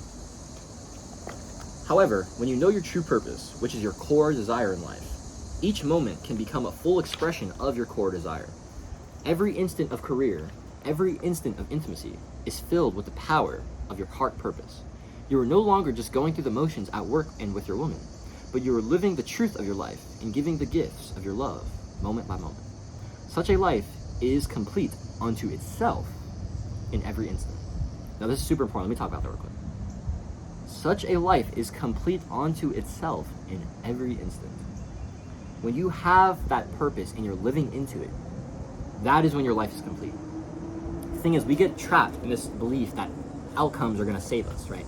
My teacher, Aaron Apke, my spiritual teacher, he has this concept called the 3 beliefs of ego. And these are the 3 beliefs, the 3 false beliefs that keep us suffering. The first is the belief in lack. I am lacking. I am unworthy. I'm not good enough. I don't have something. I need something else. I'm incomplete. This belief in lack creates the feeling of sadness, right? And when we don't feel like we have something, when we feel like we're missing something, it feels bad. The second belief builds on top of the belief in lack. The belief in outcome happiness, or attachment, the belief in attachment to worldly things. The belief that outcomes will give me happiness, will give me fulfillment. It's going to fill the hole that I'm lacking, right? It's going to fill this hole inside of me. Things out here, the money, the girls, the drugs, the gambling, the women, the whatever the fuck, the muscle, it doesn't matter. These outside things are going to make me whole. That's the second belief. But you chase these things, you get these things, what happens? You hit the high, oh yeah, everything's good, and then an hour later, bloop. And a day later, bloop. A week later, bloop. Why? Well, I mean, reality is rhythm, baby. So the pendulum just swung back. Here's what it is. The shifting nature of the world and the worldly things of the 3D plane, right? Polarity and rhythm is inherent to this 3D reality. And so when we're trying to find fulfillment or contentment, bliss, peace, in things that are inherently rising and falling, we're playing ourselves. You see what I'm getting at here? I'll just say the third belief real quick. Well, the second belief is, feeling creates anger. When something that you're attached to gets blocked, you get anger about it, right? When, maybe you try to maybe you wanted to approach this girl because you were into her, and then she rejects you, and then you're like, man, you're not even that cute anyway. Fuck you, bitch. Man, you start getting mad at her. It's like, wait, hold on. You just approached this girl because you wanted her, but now just because she blocked you, because she rejected you, now she's ugly and she's a bitch? Come on, bro. Right? The second belief, outcome happiness or attachment. The third one is the belief in control or in personal doership, that I am the doer of reality and that I can inflict my will upon reality. I can make life my victim instead of being life's victim. Now, this is bad. This last one is especially bad. Because although you do have agency and control in your reality, you are a creator. Don't have this distorted mindset of either reality's the victim or I'm the victim. I'm either getting fucked or reality's getting fucked. Now, I have that mentality, but it's more so in this like fun kind of mindset where like reality's like my girl and I'm fucking the shit out of her, right? You know what I mean? Rather than like I'm getting done by some fucking rapist, right? Oh my gosh, don't joke about rape. I'm horrible. So instead of having this like hurt or be hurt, do or be done mentality, like the victim mentality, we need to have this co-creator mentality of like, no. When life presents things to me, it's not because life is doing things to me, it's because life is doing things for me. To serve me, to serve my growth, to serve my evolution. That's the greatest mindset I can give you. Stop being a fucking pussy. Stop having this victim mentality. Life is not here trying to make you its bitch. Life is here trying to make you stronger. Life wants you to be better. Life doesn't want you to be a pussy. And so life's going to test you. Like I said, in the Ways from Iran, it says, every moment in your life is either a test or a celebration. Every moment with your woman is doubly so. Life's going to test you. Life's going to throw shit at you. Because life wants you to be harder. Life wants you to be stronger. Life wants you to be better. God wants you to be better so that you can give of yourself more. Are you going to answer the call? Because if you don't answer that call of purpose, it's going to keep ringing. Like you're going to keep hearing the call. It's like when a phone is going off in the other room and you're trying to like lock in and like do some work, but it's distracting you and you want it to just keep ringing, but like it goes off, right? And you're like, oh, finally some satisfaction. And then that motherfucker calls back again. You're like, oh my God. And then they literally never stop calling back. Like they actually never stop calling back. That's what your life is going to be like. You're going to be over here doing this job for, you know, whoever the fuck, selling your soul for whoever the fuck, living some life for whoever the fuck that isn't actually yours. God's going to be calling you away in the other room, and you're just going to be here feeling like shit, ignoring it because you're trying to do some work that someone else told you to do, even though what you really want to do is go answer the phone. You want to go talk to God and see what God's got for you. You want to go put in the work, but you're too busy listening to what your parents said about you. You're too busy listening to what your teacher said, or to what the media said, or to what your religious figure said. Where the fuck? Whoever the fuck. It doesn't matter, right? Not to like shit on any of these people or any of these systems, but to recognize that like, guys, boxes feel bad when you reach its limits. You understand? We need constraints in order to limit things so that we can grow into them, right? So that we can have an ability to like discover ground in a capacity that's viable for us, right? It's like when I first started getting in the gym, like for me, like I couldn't fucking bench press 200 pounds. That's too fucking heavy. Like I'm too fucking weak for that shit. You know what I mean? Now I can get up to like, you know, probably like 140 or some shit. It would take me a few months at the very least, maybe even like a year or some shit to get up to like 200. Okay, awesome. I just have to explore the other weights in order to make my way up to the skill level of the other thing. That's why we need constraints, right? Because constraints allow us to expand. But if we're constrained and then we get to the point of like, well, I've already mastered this thing, but you're still allowing yourself in this constraint. Like, let's say I wanted to hit 200, but now I'm just like only at 200. Let's say I'm just doing 200 easy and I'm not growing anymore. Well, it's like, yeah, because you need to step out of the box. Now you need to have a goal of 250. You see what I'm saying? Constraints are good. Limits are good. Boxes are good. Goals are good. Until you've gotten to the point where you've reached the limitation and now it's actually limiting you rather than helping you grow. Rather than being something that you're directed towards, that you're able to grow into, it's now honing your growth. You see what I'm getting at? And so we need limitations. We need these things in order to start. But then we have to shed these things away once they stop serving us. I forgot why I started talking about it.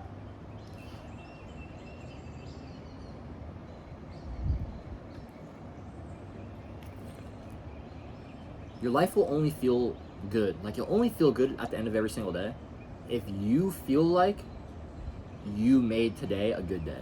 That's it. That's it, bro. Whatever standard that means by you. Like, only you are the agent of how your day goes. Only you can say, I had a good day today, or I didn't. Only you measure that. Not your parents, not your teacher, not me, not, whoever the fuck else. You. And, like, the voice of God in your mind. Right? That's it. And so it's like, if you say that waking up today and, working on a YouTube video for half an hour and then uploading that shit, if that's good enough for you, awesome, bro. You won the fucking day. That's sick. If you woke up, maybe you like read for 20 minutes before school, you went to school, and then after school you hit like a brutal workout. And then after that brutal workout, you chilled and you won the day. Yo, that's fucking sick, bro. Run it up. How you win is determined by you. That should be your mentality. But it's like, you need to understand the things you actually want to win in. And the things you want to win in shouldn't just be the things that you're like externally seeking because you think they're gonna give you some kind of fucking fulfillment. No. The things you should be doing are the things that you feel so much desire to because you want to have fun doing them and you want to contribute to others doing them. You're not doing some fucking degenerate business model like fucking drop shipping or some shit, or e-com, just because you're trying to make 5K, 10K online. Nah, fuck that shit. You want to make 5, 10K online doing something amazing, doing something purposeful, doing something that you genuinely want to wake up and do.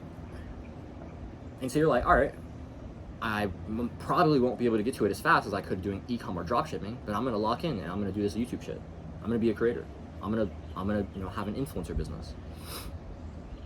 Awesome. It'll probably take you 2 years to build, right? I'm a year into my journey. The game, it's gonna be longer. But if you have that thing you're really willing to go for, that thing you're really willing to pursue, you're gonna show up for it, and when you are making progress towards that goal, that's when you'll feel fulfilled. In the achievement itself, it feels nice, but it shifts away, like it goes away. The only way you have consistent fulfillment is by having consistent progress towards a fulfilling and meaningful goal. That's it. That's what I found over the last year. Over the last year, the days I show up and I give of myself to my purpose, to my mission, to my own self-mastery, I can go to bed those days feeling good at myself. But when I didn't give of myself, when I didn't, give my gift to myself, didn't give my gift to others, when I just feel like I didn't exert myself enough, those are the days where it's hard to sleep at night. As men, we earn our sleep based on how much we've exerted ourselves. And the thing is, you exert yourself more when you have the purpose and the clarity to move by. The superior man is not seeking for fulfillment through work and women, because he is already full. For him, work and intimacy are opportunities to give his gifts and be vanished in the bliss of the giving.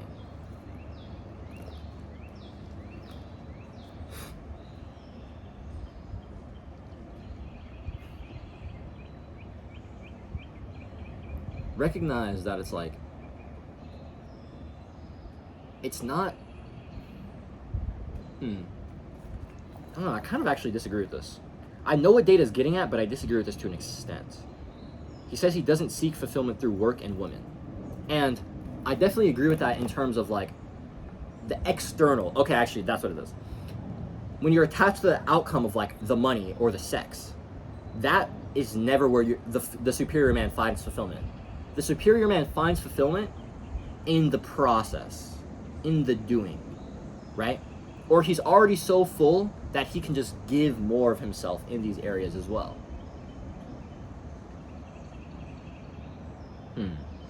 That's interesting.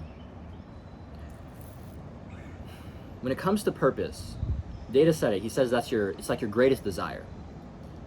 Your desires are your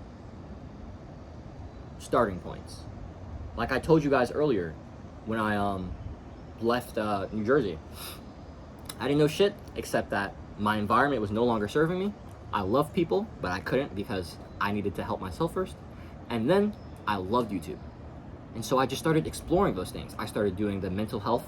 I started learning more about mental health and self-improvement so I could help myself more and also start helping others more, understanding other people and understanding myself so that I can help myself heal and then help others heal eventually in the future as well.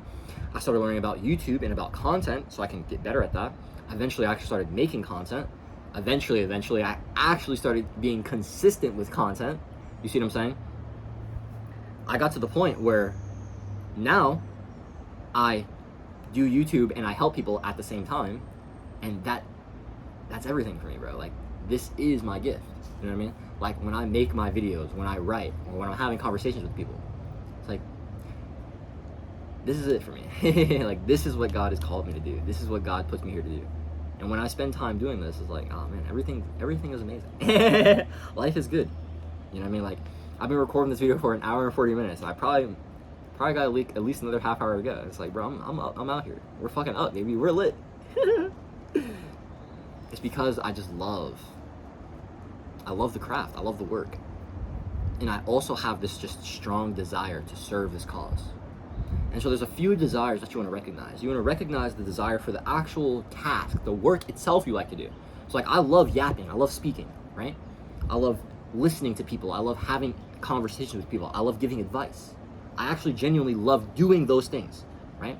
So it's like the task itself. Like, what things do you love doing? What things are you good at? I've always loved and been good at these things, right? Communication, learning, taking things. I have like 5 C's that I feel like make me who I am. They're comprehension. That's my ability to learn and understand things at a very quick and high level. It's connection, my ability to relate to people, to feel people, to emotionally, relate and have that, like the emotional intelligence. So comprehension is like the intellectual intelligence. Connection is the emotional intelligence. Communication is the ability to actually deliver messages. So that's like bridging the world of comprehension and connection, right? I take the things I know and I deliver them to people. That's a skill itself. There is creativity, which is, like my ability to instill, my humor or, my unique synthesis of ideas, whatever. And then there's like contemplation, right? Like, I'm such a fucking nerd. Like, I'm a philosopher. I think a lot, which is why, since I think a lot and since I think things through so much, I'm a problem solver, right? I actively go through problems. I try to figure things out, you know what I mean? Most people don't do that. So I guess contemplation could kind of be one, actually. Maybe contemplation, comprehension, connection, communication, and creativity. There we go. Those are my 5 C's, right? I have gifts and desires in all of those things. I love talking to people. I love learning. I love connecting with people. I love thinking about things. I love being a nerd and philosophizing, right? I love struggling. I love problem solving, right? I love trying to figure things out. I love creating, right? I love giving my gifts. I love speaking. I love writing. I have these desires. I have these things that I love, I enjoy. And so I pursue them. I learn more about them. I do more of them. When it comes to your desires, all you need to do are 2 things. Learn more about the thing and practice the thing, okay? So let's say you want to do YouTube. Awesome. Start learning more about YouTube. Start making the kind of videos you want to make. And maybe you want to make like cinematic vlogs, but you don't have like the kind of camera you want right now. Stop fucking coping. Use your iPhone. Shut the fuck up. You want to make talking heads, but you're not really good at talking. Okay? You can still make them and not even upload them. Now, I'd recommend still uploading them. But like, just start making shit. But also learn, okay? You have to consume and create. Consume, create. Input, output. Both very important. Both very, very, very, very important. Start consuming more. Start learning more. Start obsessing yourself in the world of the thing, the desire you have. And start doing as much of it as possible. Start talking to people as much of it as possible. Start doing as much of it as you can. You know what I mean? Those are important. Like, surround yourself in the world. If you want to be a YouTuber, make content, make videos, learn more about it. You know what I mean? Awesome. If you want to be like, I don't know, just extrapolate this to whatever the fuck else. All right, my brain is kind of cooked right now, and I still need to keep yapping for longer. So just extrapolate that for anything else. All right. So when it comes to purpose is super important, because like I said earlier, when it comes to like girls, without purpose, without chasing purpose, you're likely just chasing pleasure, and girls hate pleasure goblins. So when you're chasing purpose, you have this masculine pursuit. You have this thing that actually drives you to become better, to put yourself through the alchemist fire, so that you become a better man. Now, how do you put yourself through the alchemist fire? Number 2, self-improvement, or holistic self-improvement rather. Now, I have 6 things for holistic self-improvement. 1, mind, body, spirit. 2, creative pursuits, financial pursuits, and then relationship pursuits. So we'll start with 1, mind, body, spirit. So mind, that's 1, your mental health, but also your intellectual pursuits. Body is, exercise and diet, sleep as well, stuff like that. And then spirit, your spirituality, right? Meditation, presence, prayer, your connection to God, your understanding of metaphysics, stuff like that. Your connection to other people.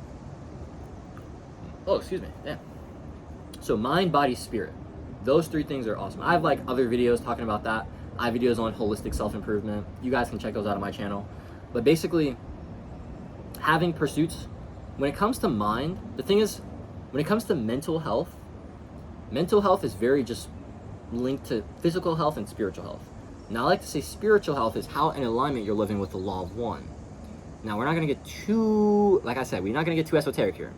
But if we're going to make the law of one very simple, it's basically what Jesus taught, the golden rule. Do unto others as you would have them do unto you. Right? When Jesus was asked what the greatest commandment is, he said, love God, and the second is like it, love your neighbor as yourself. For these 2 commandments fulfill the entire law and the prophets. Jesus is saying that you want to treat others how you want to be treated. Why? Because what you give is what you receive. That's the law of one. Since we're all one, we're all connected, right? We were talking about that earlier. We're all interconnected, right? Quantum entanglement proves that. What you do to one atom, what you do to one particle, happens to another particle. And so, like, anything that you give must be, like, reciprocated. There we go. Like, the feedback of the universe, the cause and effect, the karma, right? And so it's like, the law of one teaches us that there are 2 paths. Jesus called them the way of life and the way of death. The law of one teaches them as the positive polarity and the negative polarity. The positive polarity is all the Creator is, all things God is, love and oneness and unity and abundance. And the negative polarity is all things that God is not. Judgment, hate, separation, things of that nature. And so the law of one calls us to recognize, hey guys, where are you living in alignment with love, with oneness? And where are you stepping out of alignment? And it's just, the more you walk the path of the positive polarity, or Jesus would say the way of life, the good you'll be, the better you'll be. I'll recite this passage, and then we'll move on from mind, body, spirit.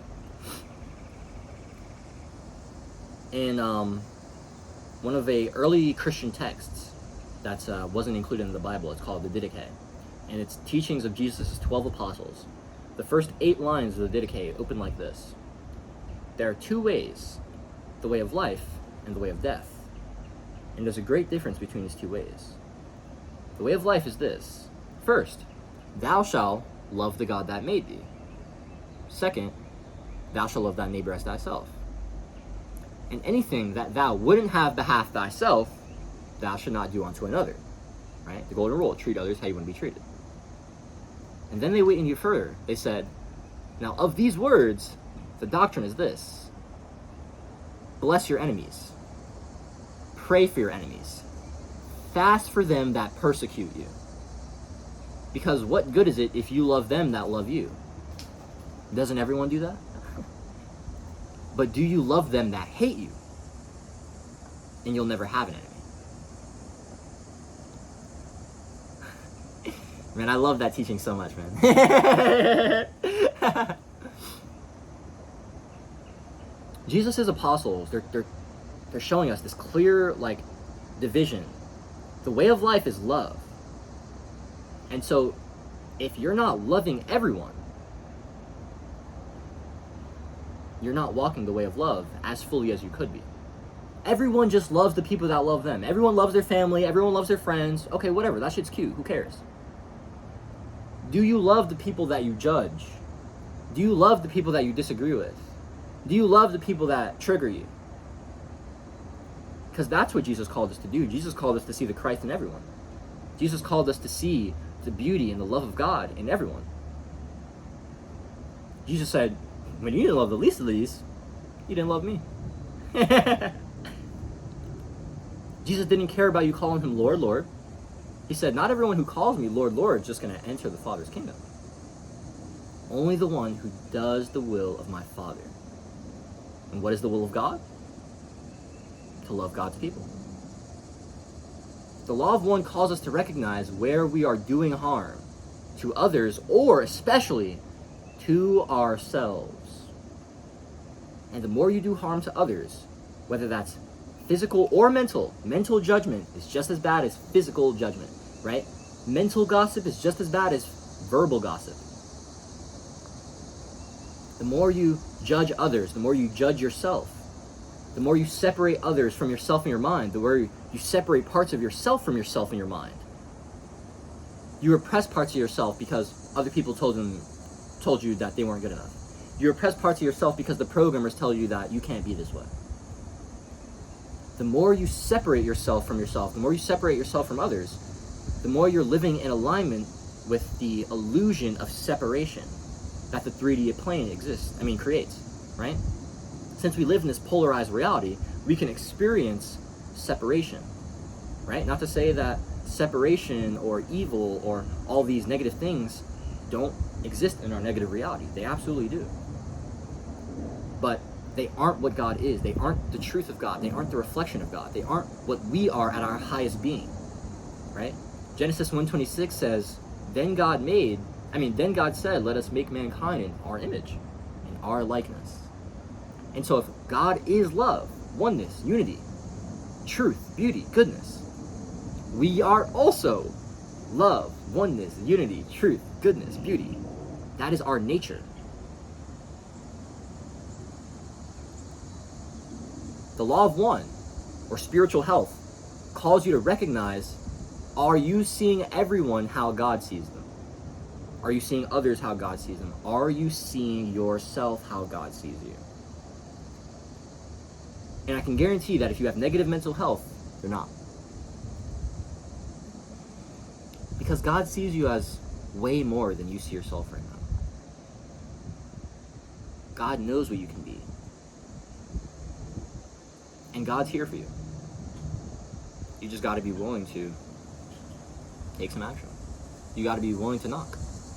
Jesus said knock, and the door will open. Seek and you shall find. But if you don't knock, if you don't seek, nothing's going to happen. God gave us all free will. God would never impose God's will upon us. We have to show God that we're open. The lips of wisdom are closed, except to the ears of understanding. In the Gospel of Thomas, Jesus says, I only reveal my secrets to those who are worthy of my mysteries. And Jesus isn't saying that some people are worthy and some people aren't, like inherently you're not worthy. No, he's saying that unless you're open to receiving what I have to give you, I'm not going to give it to you. You have to be open. You have to be willing to perceive people differently. You have to be willing to perceive yourself differently. And it all starts right here. And so if you can start changing your mentality, your physicality will change, your life will change, right? I made a podcast called Compliments versus Gossip. check it out. It's an audio podcast. It's really good, actually. It talks about this concept of how when you stop mentally judging people and you instead mentally bless people by giving compliments, you just see yourself so much better, and you have such a more positive experience of your mindset. You just don't have negative thoughts in your mind. Like, judging people doesn't really arise in my mentality that very often, and when it does, I usually reaffirm it, or I fix it. You know what I mean? More often than not. Because at the end of the day, it's like, you can recognize, like, you can have discernment. We should have discernment, right? And be like, hey, look, I don't want this person in my life. I don't want this energy around me. But this doesn't mean I should belittle this person. This doesn't mean this person doesn't deserve love or mercy or forgiveness or clarity or even my blessings, regardless of if that means I'm physically in their life or not. You can mentally bless people as much as you want. You can pray for people as much as you want. You don't have to be in people's lives. So that was kind of a tangent, but that was important in terms of spiritual health, because for me, mental health is basically how good your spiritual health and your physical health is.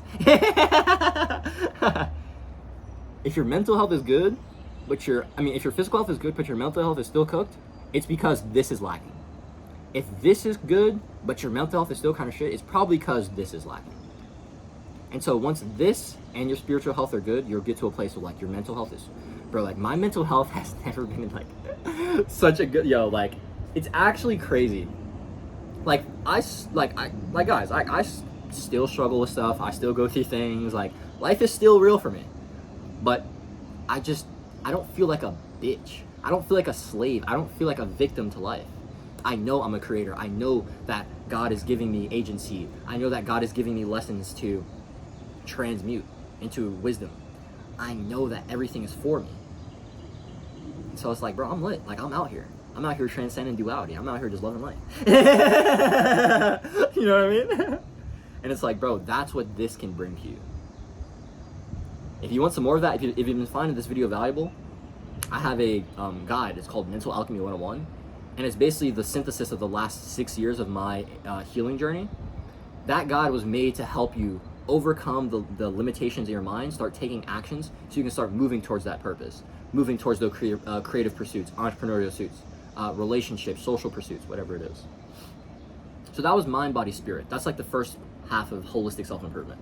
The second is the creative pursuits, the financial pursuits, and the relationship pursuits. Creative pursuits, just that, right? It's making things. Making things is very important. We all are creators. We all need to make stuff, period.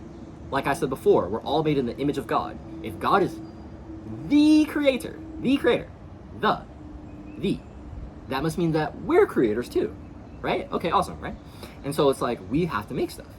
Now, what kind of creator are you? Are you more of a builder? Are you more of a performer, right? Some people are mainly just builders, don't really perform much. Some people are mainly just performers, don't really build much.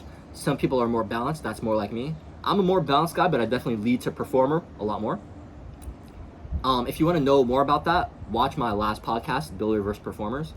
But when it comes to creative pursuits, just do creative shit that you like. You know what I mean? Whether that's yapping on YouTube, whether that's writing stories, whether that's, making these visual teachings, or, like drawing fucking, like silly ass comics. This is me looking at the sun. Cool dudes look at the sun, says in sunglasses. And then here's like a hater. You're an idiot. And then it's just me being like shrugging it off. Haters, LOL. Stay polarizing, baby. Just make shit that you think is cool, right? Like, I love writing poetry. I love singing. I love dancing. I do all those things. Have these creative pursuits that you love, because your creativity, your expression is so fucking important, bro. Let me tell you this quote. Actually, I have it right here. Remember, artists, dear artists, remember that the opposite of depression is not joy, it's expression. So create, for it's the soul's medicine. The opposite of depression is not joy, it's expression. Okay? I made a video about this. It's called Creatives Need More Limitations, Not Less. You can check that out. But that is so important, guys. As creatives, as artists, as people who have been repressed, we need to practice expressing, because only through expressing can you get through the bullshit that the depression or the repression or the suppression has been keeping you in. You have to like fight through the bullshit. You know, it's like if depression is trying to keep you down, suppression, repression, expression is like this. You kind of like gotta break through that motherfucker by just doing it, right? Now, environment is super important to being creative. If you feel like you can't do your creative pursuits at home because you'll feel judged, dip. I make a fuck ton of shit here at the park because it just feels like the place I can be fully open. Now, some of it is definitely just because like I like being outside. I like having like the feminine energy of nature around me. It feels inspiring. I feel connected, you know, when I'm outside. And so there's an aspect of that. But sometimes when I want to record and I want to get like super aggressive, or I want to talk about like something like super sexual, or I want to like sing, or want to like practice like hitting high notes that probably won't sound that good, right? When I want to do those things, I don't really like doing them in the house because I feel like I can't really fully express myself, because I'll just have this like tiny hint of whisper by the ego being like, oh, but what if your family's judging you? Which they probably aren't, if I'm just going to be honest, because my family is full of creatives. They all know what I do. They all love me. They're all full, you know, very accepting of me. The thing is, ego's always going to fucking be there. You know what I mean? Ego's always going to be there being like, what if, wanting to stop you, wanting you to cope, wanting you to not take action. The resistance, it's always going to be there. And so do things, put yourself in the environment so where it's like you have the least amount of resistance. So a lot of the times, like I love to come to the park and record because I just feel like I can be fully expressive here. Like I don't have to filter myself. I don't have to tone my voice down or anything like that. I can just say whatever the fuck I want. When I'm here, you know, like I usually like to sing outside because I don't give a fuck who hears me outside. You know what I mean?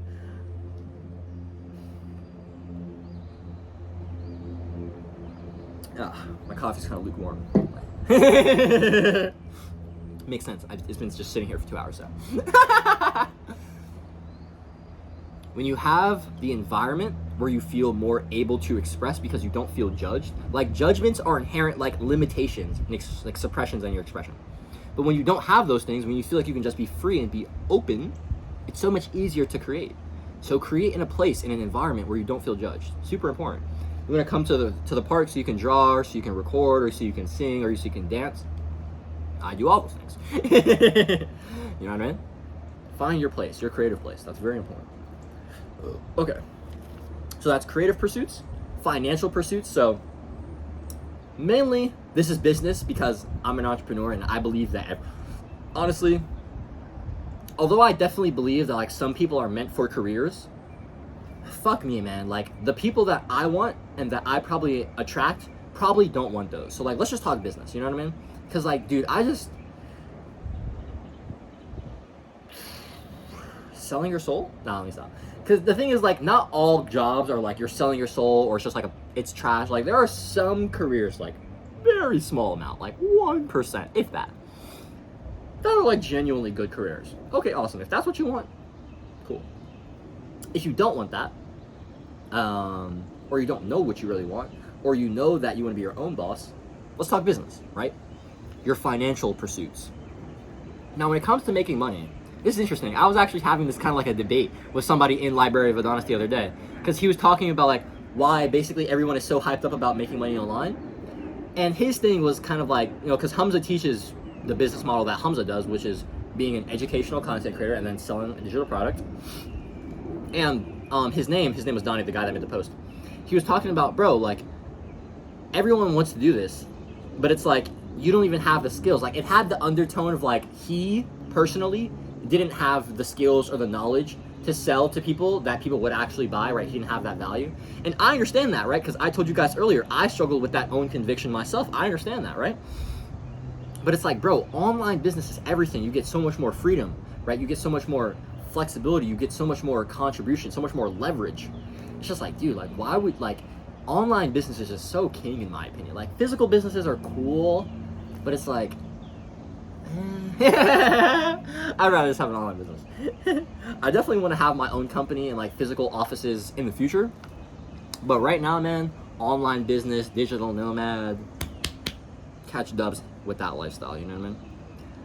When it comes to financial pursuits, like pursuing business, the thing is your creative and business pursuits can often overlap as a creative, but you also have to understand that you have to put intention into like learning about business and doing business if you actually want to make money, because a ton of people are artists and not entrepreneurs, and that's why they're broke. You know what I mean? Like, people don't actually understand business, and that's why they don't make any money. And so if you want to make money, which you do because we all fucking need money, like, you need to understand business, okay? So learn about business. Learn about these things. Learn about product and marketing. Like, these are like the two levers of business. These are like, this core concept of product and marketing, or product and positioning, is everything. I'll teach you about this like really quick so you can understand this. Product is the thing you're selling, right? It's the thing that actually has value. This is what people pay for. And marketing, or you can call it traffic, you can call it marketing, you can call it positioning. This is how we show people about our product. This is how we attract people to our product. This is how we educate people about our product so that they know about our product so that they can buy it. Okay, awesome. So the product is the thing itself we're trying to exchange, and the marketing, the traffic, the positioning is how we're going to try to attract people and get people to feel desire for the thing. Okay, awesome. So I'll give you this quick example of like my business model. My product is my Substack paid subscription newsletter, where you get access to my courses and my exclusive community. So you get access to my Mental Alchemy 101 guide, my Block to Balance Creativity course. You get access to our exclusive community group chat. If you pay for the founding subscription, you get access to my one-to-one text and like voice memo coaching for a year. And so that's my product, right? That's like the thing I'm trying to sell people. That's the value I want to give people, right? And then the marketing, or the positioning, is my YouTube content, and it's basically like YouTube content that is positioned for creatives who are spiritual motherfuckers and who want to make shit happen. You know what I mean? And so it's like, one, the spiritual motherfucker part is important because all of my stuff is like encoded with metaphysics and like mysticism, right? These like esoteric teachings are like really what differentiates me from like a lot of other self-improvement like YouTubers. And so like that's a core part of it. The creative, that's kind of like why you're here. Like, I'm a creative through and through, like first thing and foremost. Like, although I'm a businessman, I'm an entrepreneur, I'm an artist first, I'm a creator first. That's how I identify, right? And so it's like, I want to attract people who want to be better, right? The self-improvers, the personal developers, who have this like spiritual, lens, because, that's how I am. And our goal is to give of ourselves, is to have this creative pursuit, these creative missions, and to also have like this financial freedom and independence from our creativity, right? We also don't want to just make stuff, we want to be up off of that shit too, right? That's the ultimate vision for like my channel, my people, my audience. And so for me, I build that. And although my product isn't entirely what I want it to be yet, in terms of helping people in like, more areas of self-improvement, or, I haven't really learned financial mastery, so I can't teach it to other people yet. But there are things that I've gotten really fucking good at in terms of mental alchemy, in terms of like shifting your perception, in terms of actually understanding yourself, improving your ability to understand yourself, like self-awareness. Like, I can teach you how to level up your self-awareness. That's what my course is for, mental alchemy, right? I can teach you how to recognize the things that you say to yourself that you don't even know are limited beliefs, and then recognize, oh shit, these are the beliefs that are holding me back. I literally have like action steps and prompts in my course made for you to do that, right? And so I have this product that I know is good.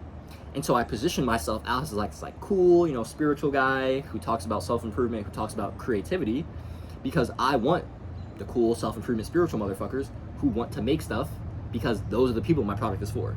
You see what I'm saying? And so I make YouTube videos that position myself this way and teach people things about those topics, spirituality, creativity, mental health, stuff like that, because I want to attract people, gain that audience, so that they can go to this product that will give them more value. Awesome. So that's product, and that's marketing, that's positioning. If you understand this concept, I promise it'll help you in so many more areas than just business. This works with dating, in terms of you being the product and your positioning being like how you display yourself to girls. So that's like how you display yourself when you're talking to her, like in the cold approach. That's how your Instagram looks, how you're positioning yourself on social media. These things are very important.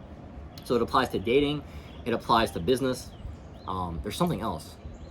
I was thinking about this like 2 weeks ago or something, I forgot. Whatever.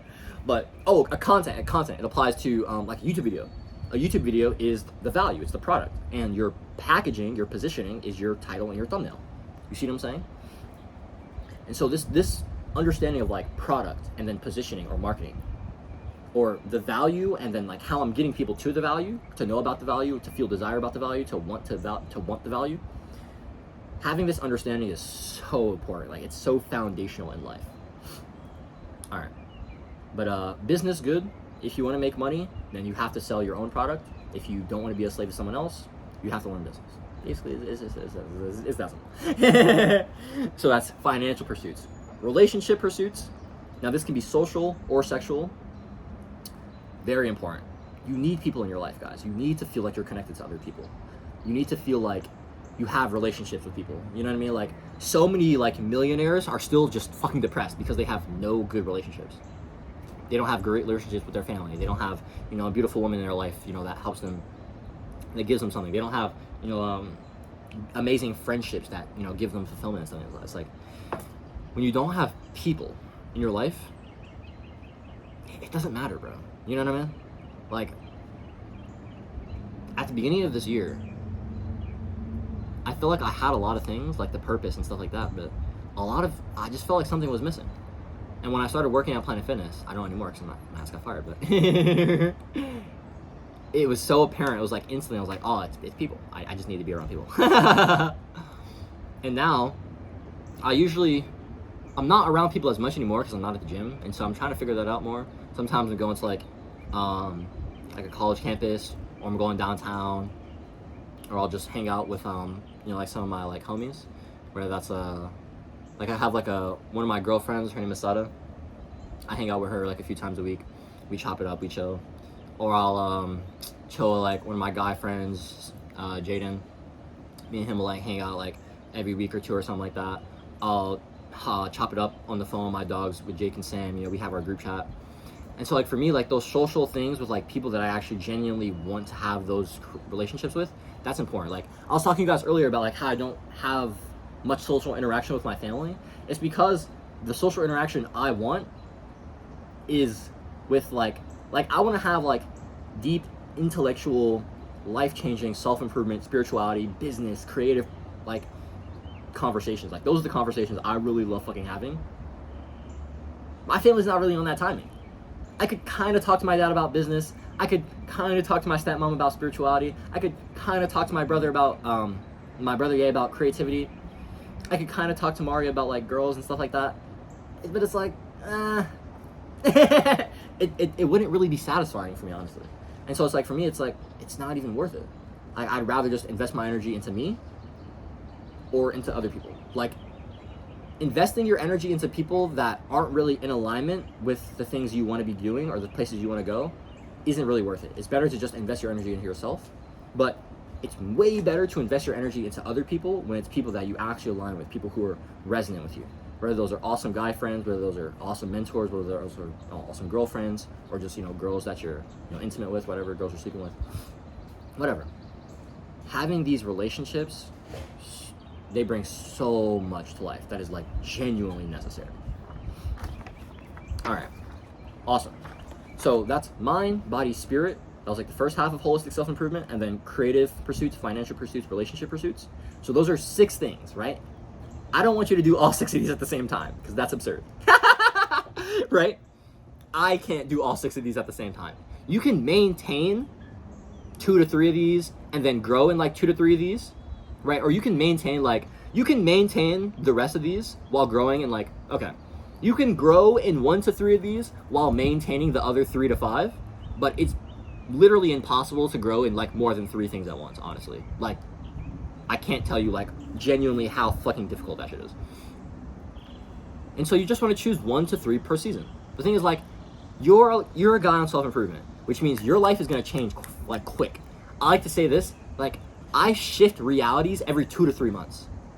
Like, I'm a new person every 2 to 3 months. Like, every 2 to 6 months, you will be shifting realities. You'll have a new identity. You will feel like a different version of yourself. I look back to who I was in January, I'm like, who the fuck is that motherfucker? I look back to who I was in October last year, who the fuck is that motherfucker? I look back to who I was June of last year, you know, or May before I started doing these uploads, you know, before I started taking YouTube seriously. Who is that motherfucker? Me 2 years ago? I'm so like far away from myself 2 years ago when I was down bad, heartbroken over that girl who didn't even want me anymore. I'm completely different. as a guy on self-improvement, you are constantly shifting realities, constantly shifting identities. And so you have to recognize, it's like, guys, like, you have seasons. And in these seasons, you'll have different priorities. And so the thing is, you should just prioritize the thing that you feel like genuine allurement to, like the thing you feel the most strongly about. Like, you would feel bad if you didn't do this. Like, for me, I'm not going crazy about like physically training. Like, I'm still showing up, I'm doing my calisthenics throughout the week, but I'm not going crazy with it because I don't care. I don't feel bad that I'm not showing up and doing physical training like that, because for me, my creative pursuits, my intellectual pursuits, my financial and my social pursuits are way more important. Way, way, way more important right now. That's fine.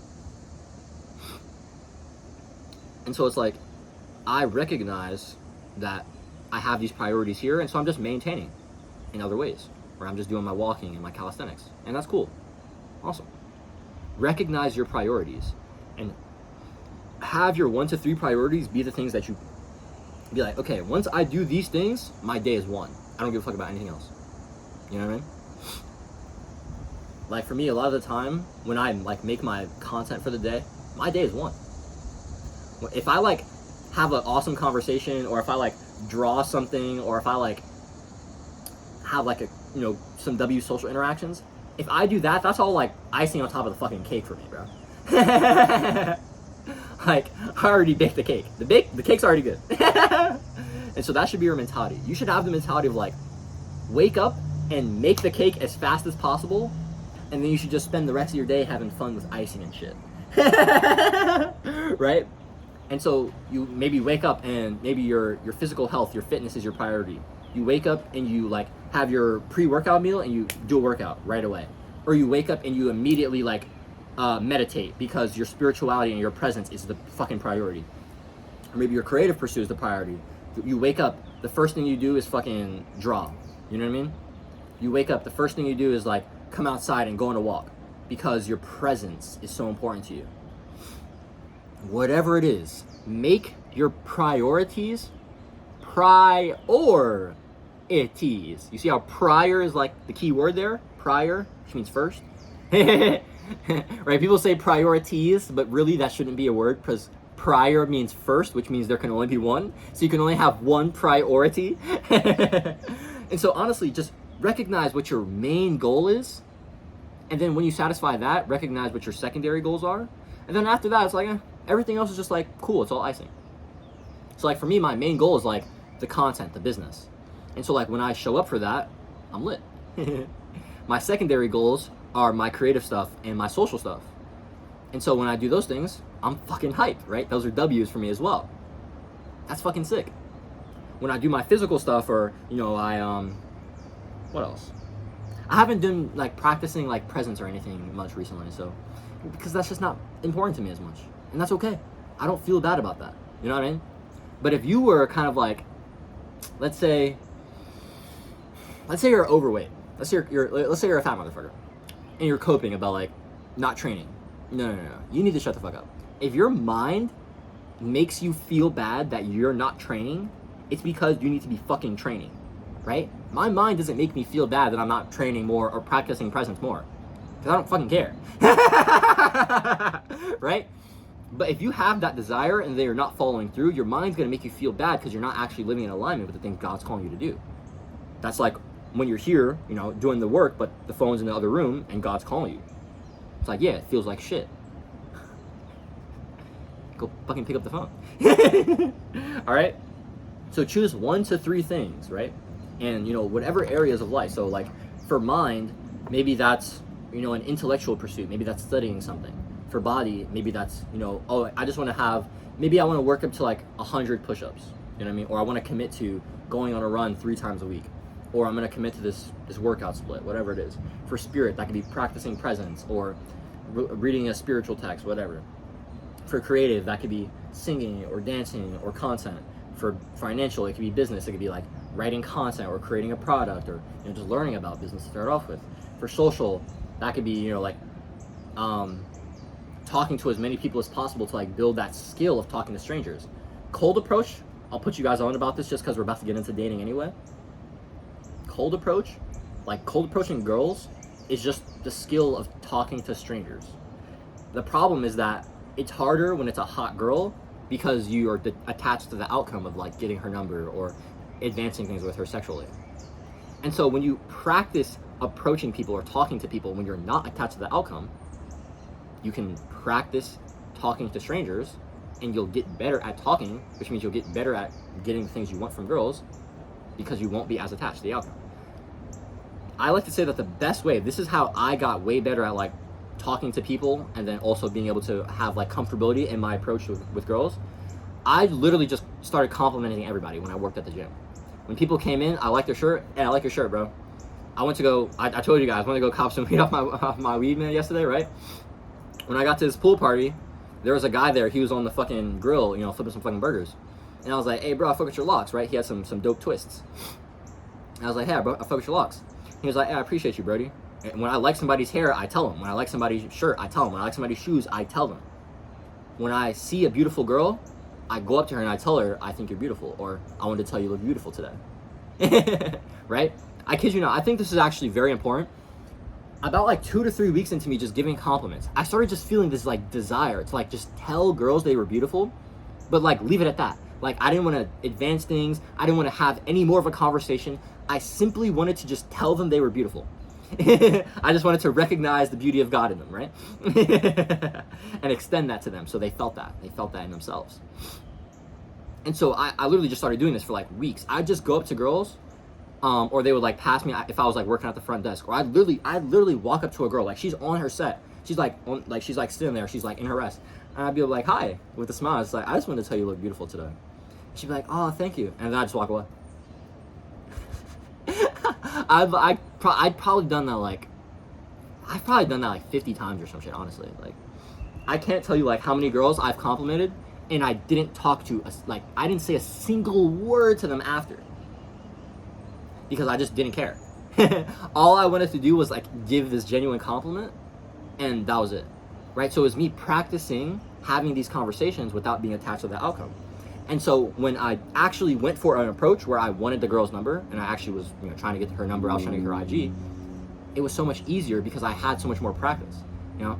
I'll just tell you guys now, like, for me, when I approach a girl, I have like a fairly like loose script.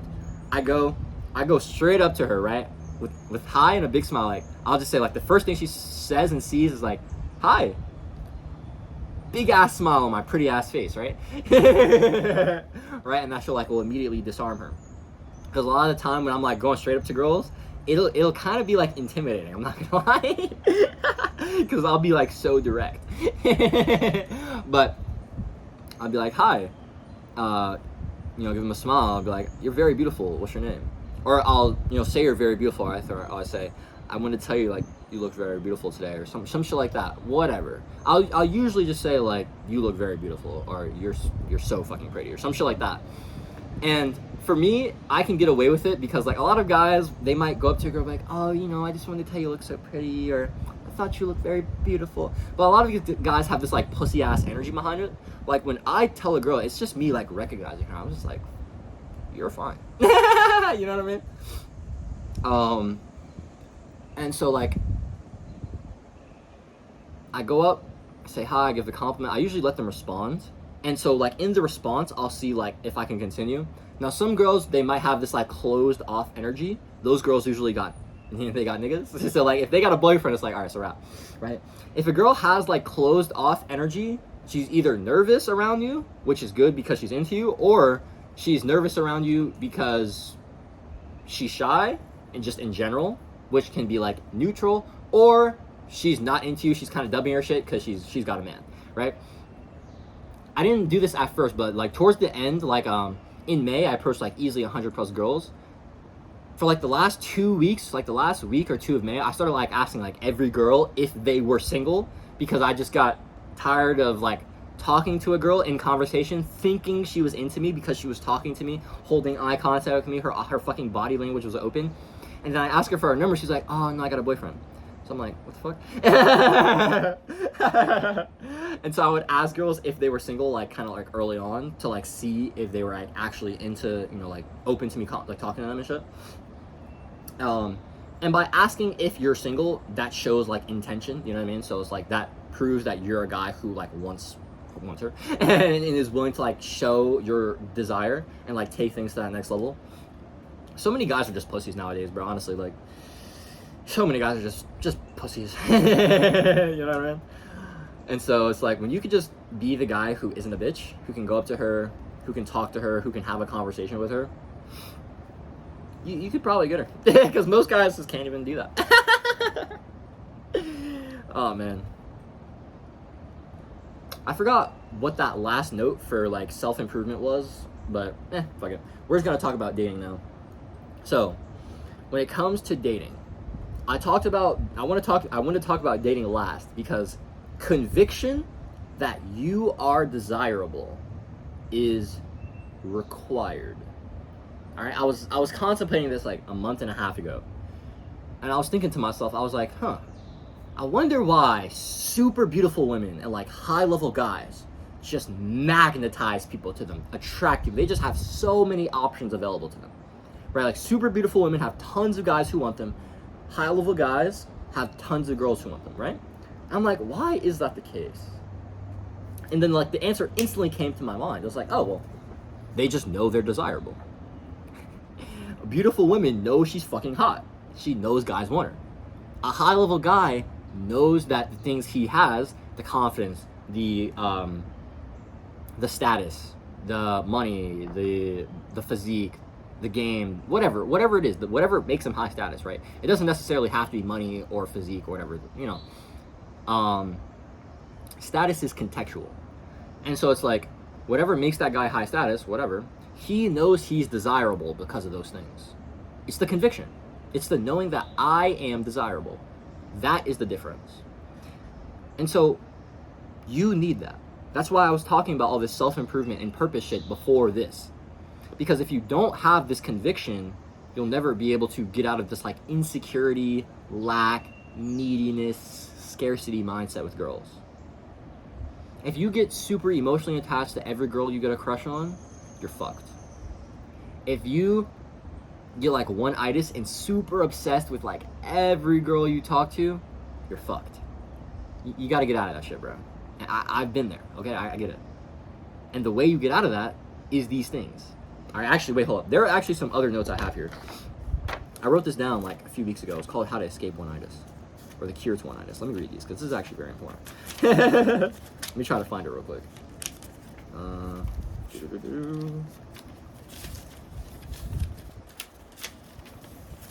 Damn you to hell. Where are you? Shit. Okay, there we go. How to cure one-itis, aka simping hard as fuck for a girl who doesn't even like you like that. So, number one is have a mission or a purpose or a goal to build towards, right? Like we talked about earlier, purpose. Number two, stop using texting to build emotional connection. Now, this is important because you can use text to build emotional connection to an extent, right? Because a lot of girls won't just meet you if they just saw you in person. Like if you met a girl in person, you had like a five-minute conversation with her, like 2 5-minute conversation with her. Let's say you got her number, her IG. If you just text her up like, hey, let's meet here, you might not be able to close that because you didn't nurture the lead enough. You know what I mean? This is where business and dating overlap. Business, yo, when it comes to sales and seduction, it's the same game. Same game, bro, I promise.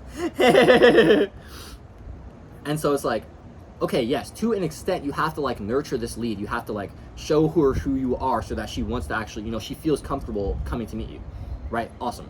But a lot of guys, okay, no, this is the problem. It's not that guys use text to build emotional connection. That's actually wrong. That's actually not what it is. You can use text to build emotional connection. The problem is she has to already be attracted to you. That's the problem. Most guys think they can use text to build emotional connection, or they think they can use text and emotional connecting to build attraction. That's the problem. A girl will never be attracted to you if she isn't already attracted to you. Saying cool things like, okay, this is actually kind of nuanced because there are certain things that you can like display over time, like with skill,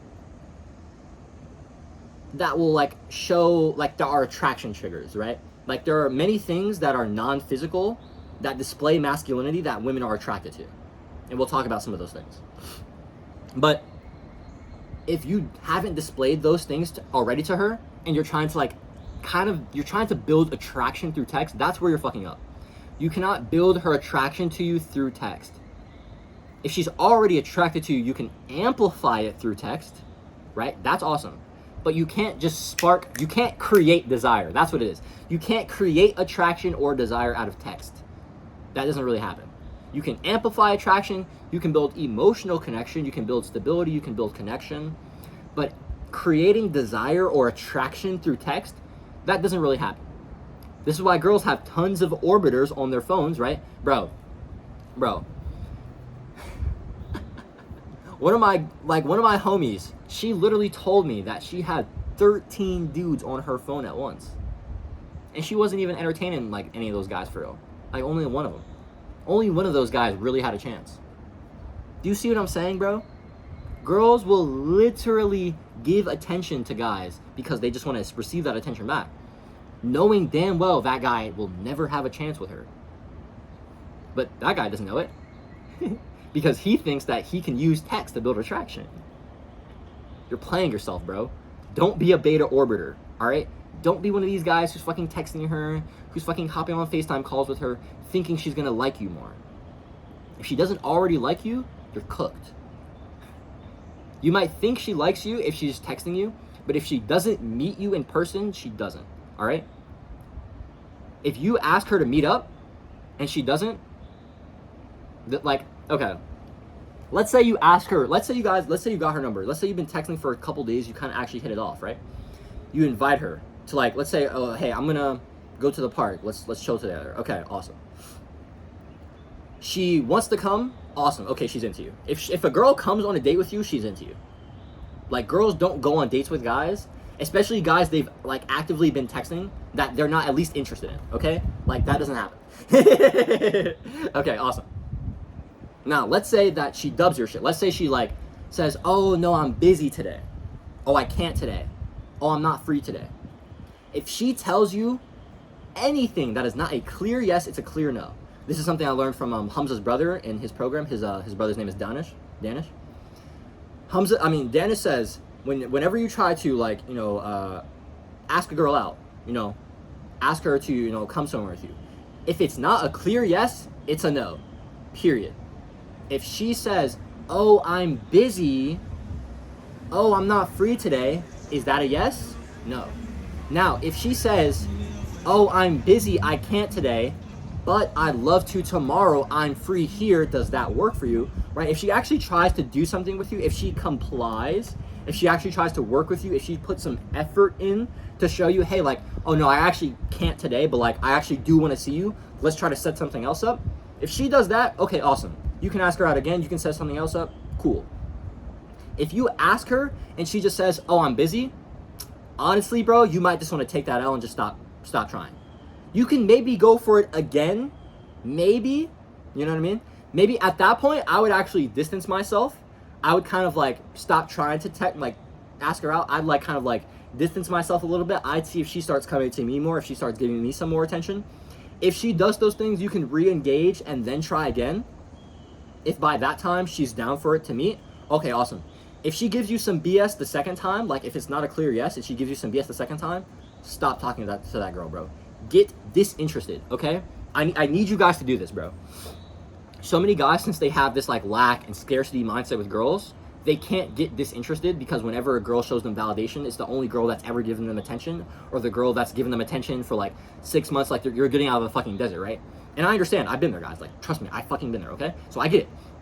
But it's like, bro, when that's your paradigm, you're just gonna grasp, leech, attach to any girl, and you're never gonna be able to just let her go, or be like, yeah, nah, go away, I don't actually want you, or nah, I'm actually not willing to do this, I'm not actually willing to like be in this dynamic, or I don't want to be in this dynamic. When you're not willing to like let things go because you have such scarcity, you're cooked. And this is why the first step is the mission, the goal, the purpose, because you only want women in your life because you feel unfulfilled. Or not, that's not necessarily true. No, that's not true at all, actually.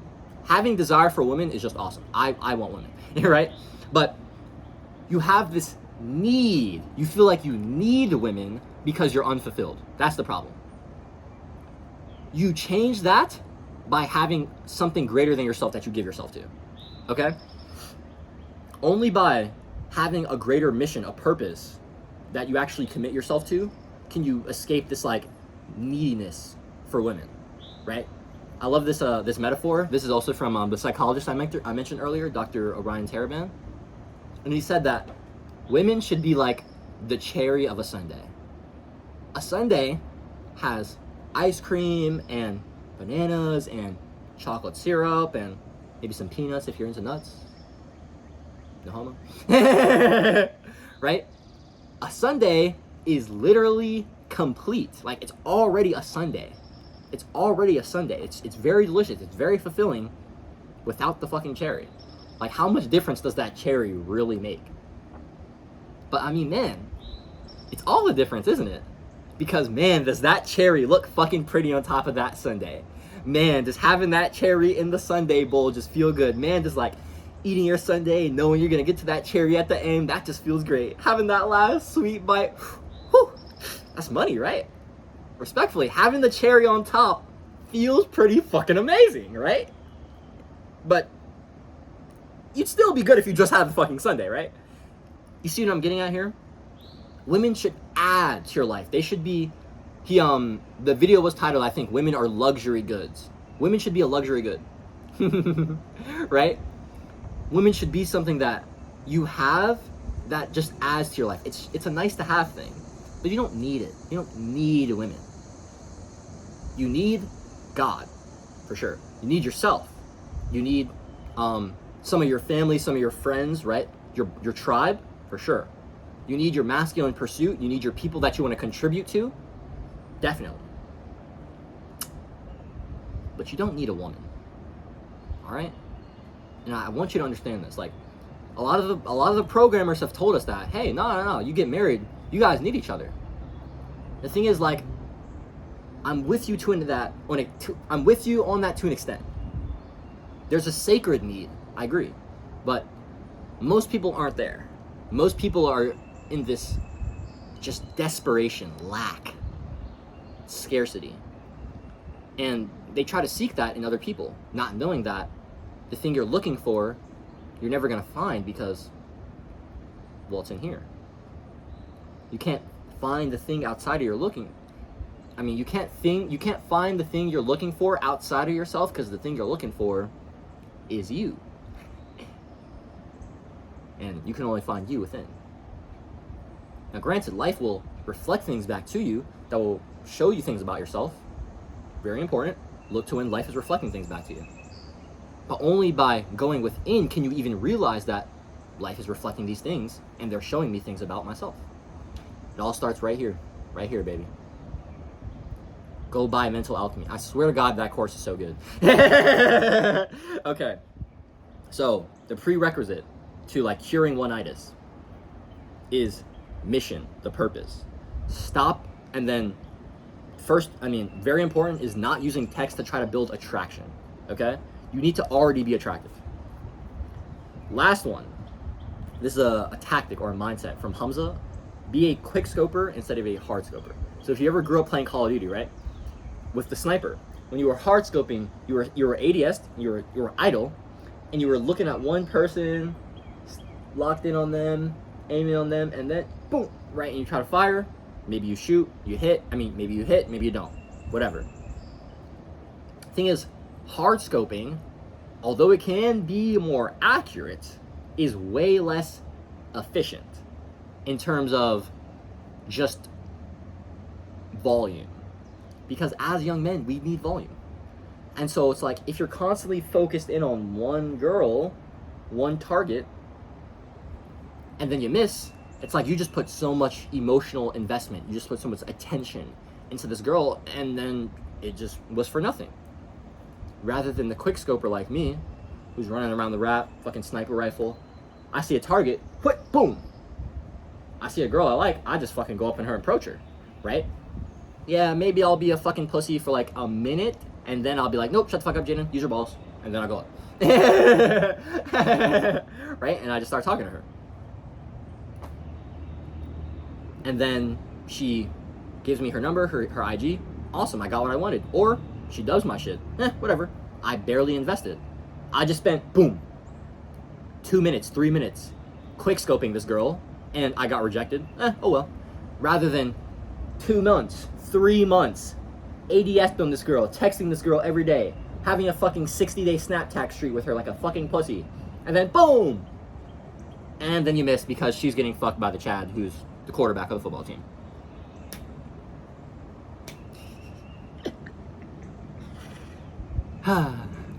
Stop being a hardscoper. Stop investing so much attention into this one shot. Nah. You see a girl you like? Boom. Maybe you shoot. Maybe you hit, maybe you miss. Fuck it, you're on to the next. Boom, you got her. Boom, you got her. Oh man, this one you got, she just fell away. Fuck it, you're on to the next. Boom. Quick scope. That should be how you operate as a young man. Stop being a hard scoper. That shit is for women. Alright? Women see the guy they like and they start trying to fucking calculate how to get him. You're not supposed to do none of that shit. Get the fuck out of your brain. Use your balls. Use your legs. Go up to her with a smile. Say, hi. What's your name? Oh yeah, what are you hitting today if you're at the gym? If you're at school, go up to her and tell her a fucking joke. Bro, if you're funny, you should already have the conviction that you can get girls, because humor just by itself gets pussy. Like, you guys know that meme, if you can make her laugh and giggle, you can make her ass clap and jiggle. That shit is like, niggas don't say that for nothing, alright? Be a quick scoper, alright? Super important. Alright, so that was how to cure one-itis. That was a little tangent in terms of dating. The thing is, like, one-itis is kind of like a symptom rather than actually a cause. It's a symptom of having this, like, invalid perception, these invalid beliefs.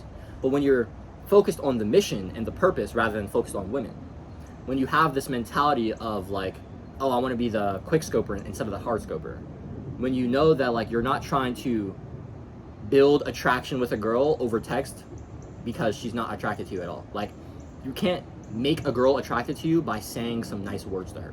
If she's already attracted to her, the words you say to her might make you more attracted to her. Like, for me, like, I'm a philosopher and I'm a poet. When I mindfuck girls or girls read my poetry, that shit gets them fucking hot, right? But that's because they already think I'm fucking hot. You know what I mean? Now, granted, some girls might think, see, now this is the thing. Philosophy and poetry can be displays of competence, like visible competence. And this is how you attract girls. Like, when it comes to attraction, women attract men by being visibly beautiful, displaying their feminine radiance. And men attract women by being visibly competent, displaying their masculine strength. By displaying your masculine strength in front of women, by being visibly competent, women will see that, and the kind of women who like the things that you're competent at will be attracted to that, and then you can get into them, right? That's not what I'm going to say. You can get into it with them. You might be able to get into them too, though. Oh well. So, like, in terms of competence or strength, this is everything. It's about strength. It's about displaying that, like, you can be the guy who can, like, fuck shit up, who can, like, inflict his will upon reality. That's what girls want to see. That's why girls like the bad boys, right? It's not about good guy versus bad boy, right? It's that the bad boys are strong, and so they're usually assholes. But the thing is, think about the knight. The knight in the movies, like that Saving the Princess, he's strong. He has a sword that he uses to kill bad people. He's displaying his strength. See what I'm saying? It's not about being a dick versus not. It's not about being nice or being not nice. It's about being strong and about being good. Strength can be displayed many ways. Physically, definitely, right? That's why, like, if you're jacked, that's why, like, the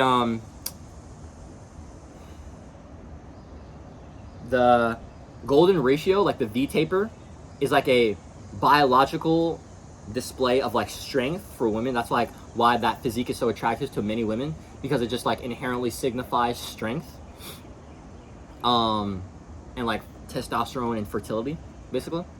And so like when you have like this physicality that displays that like you've put yourself through the work, women find that attractive, right? So like the physique that can, you know, reflect your physical strength, that can be an aspect. Now for me, I don't really leverage that one, but I leverage basically every other one. So there's like physical strength, mental strength, emotional strength, spiritual strength, social strength, creative strength, financial strength, okay? So physical, we just talked about. Mental strength, that is like your mindset, your frame, and then also like your intellectuality. So like what you can teach her, but then also your mindset and your belief, your identity.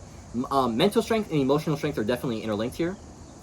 Emotional strength, I would say, is a lot more of like how you compose yourself and also how you can hold space for her. So like a big value for a woman is like, if she's throwing shit tests at you, are you breaking, right? If she is like in the feminine chaos, are you holding her properly? Are you like getting pissy and mad at her, or are you showing her love, right? Are you being present with her?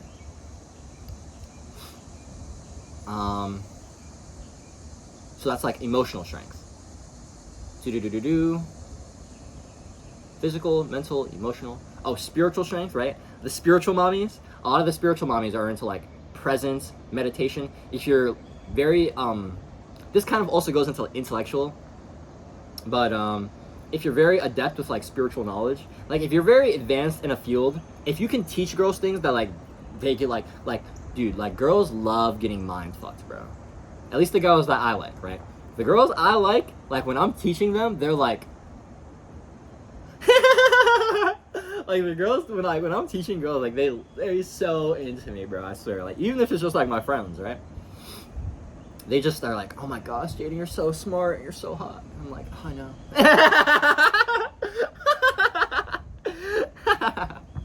Right? But it's like your connection to God, your connection to other people. That's a display of spiritual strength. Social strength as well, like your ability to connect to other people, your ability to lead other people. Leadership, that's like an inherently masculine quality that displays strength. That's awesome. Social strength. There was one more. Creative strength and financial. So financial strength, you got money? Okay, awesome.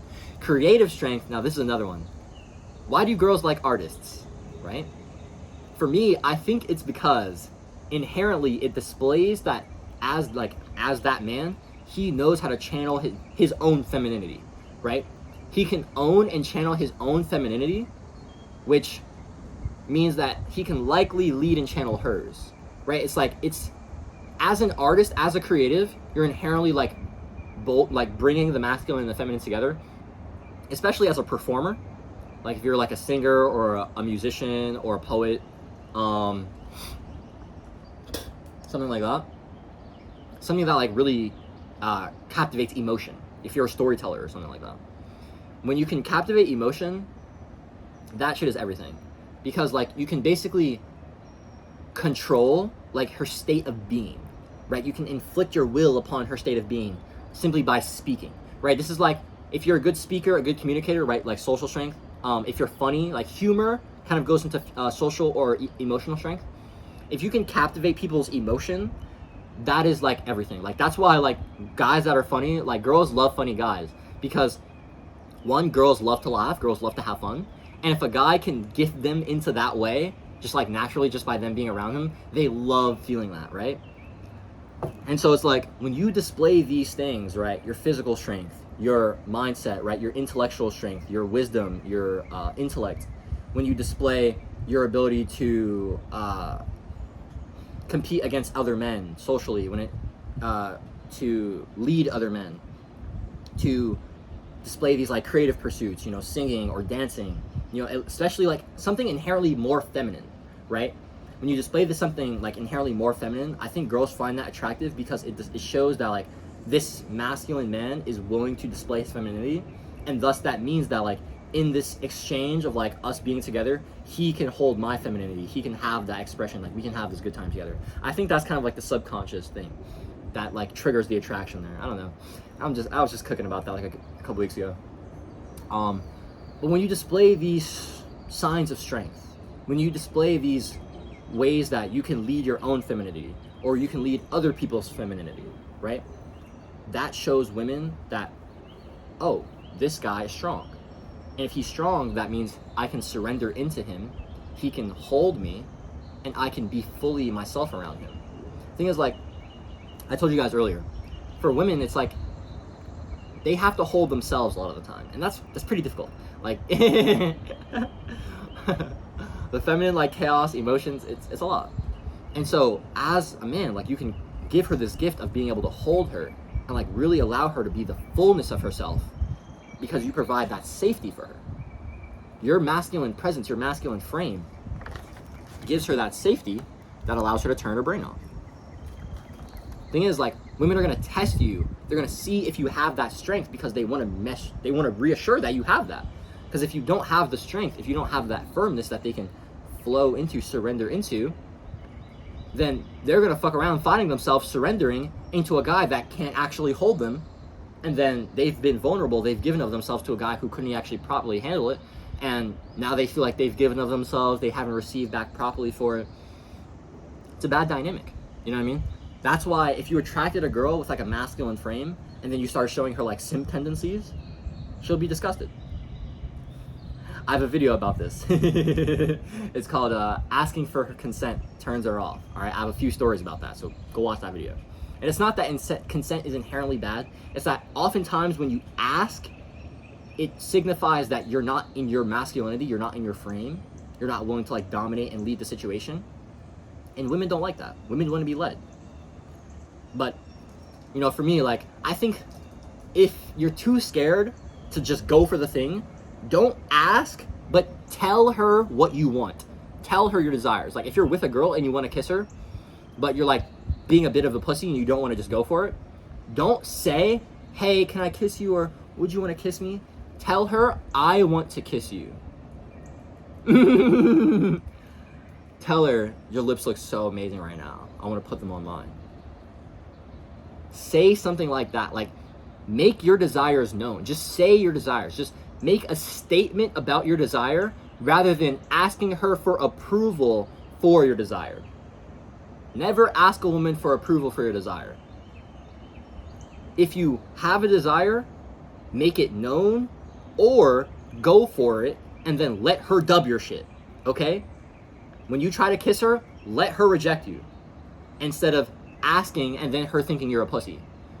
Because when you go for the kiss and then she rejects you because she's just not comfortable, she's not open to it, that shows her, oh, okay, he's a strong guy, he's willing to do what he wants, he's willing to go for what he wants, but I'm just not open to it right now.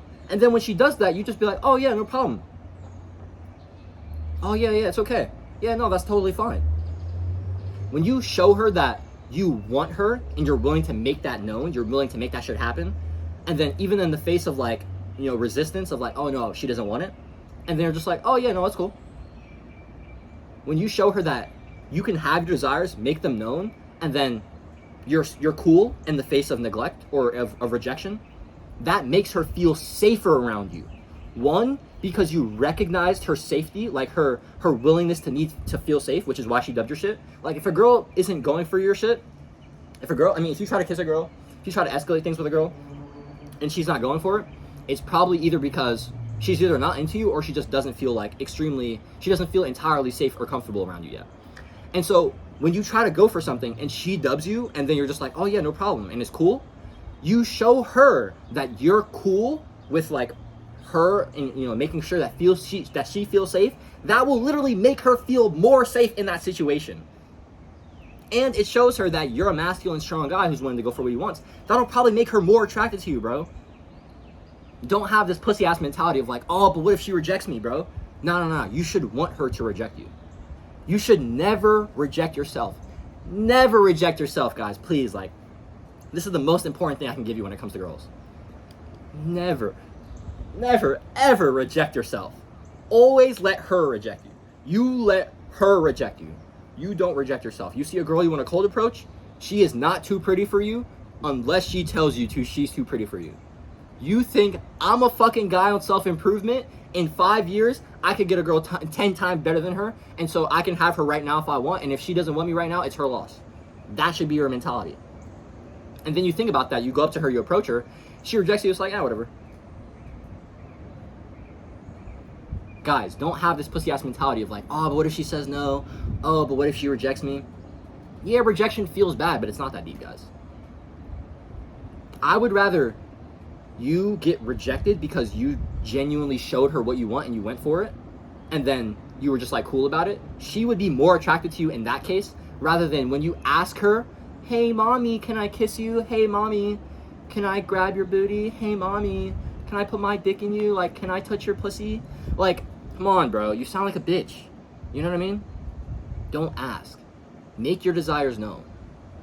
You can make them known verbally by telling her, you can make them known physically, which is what you should do by just going for things, right? Like slowly escalating. Or like, let's say you're like making out and you want to start like touching her pussy, right?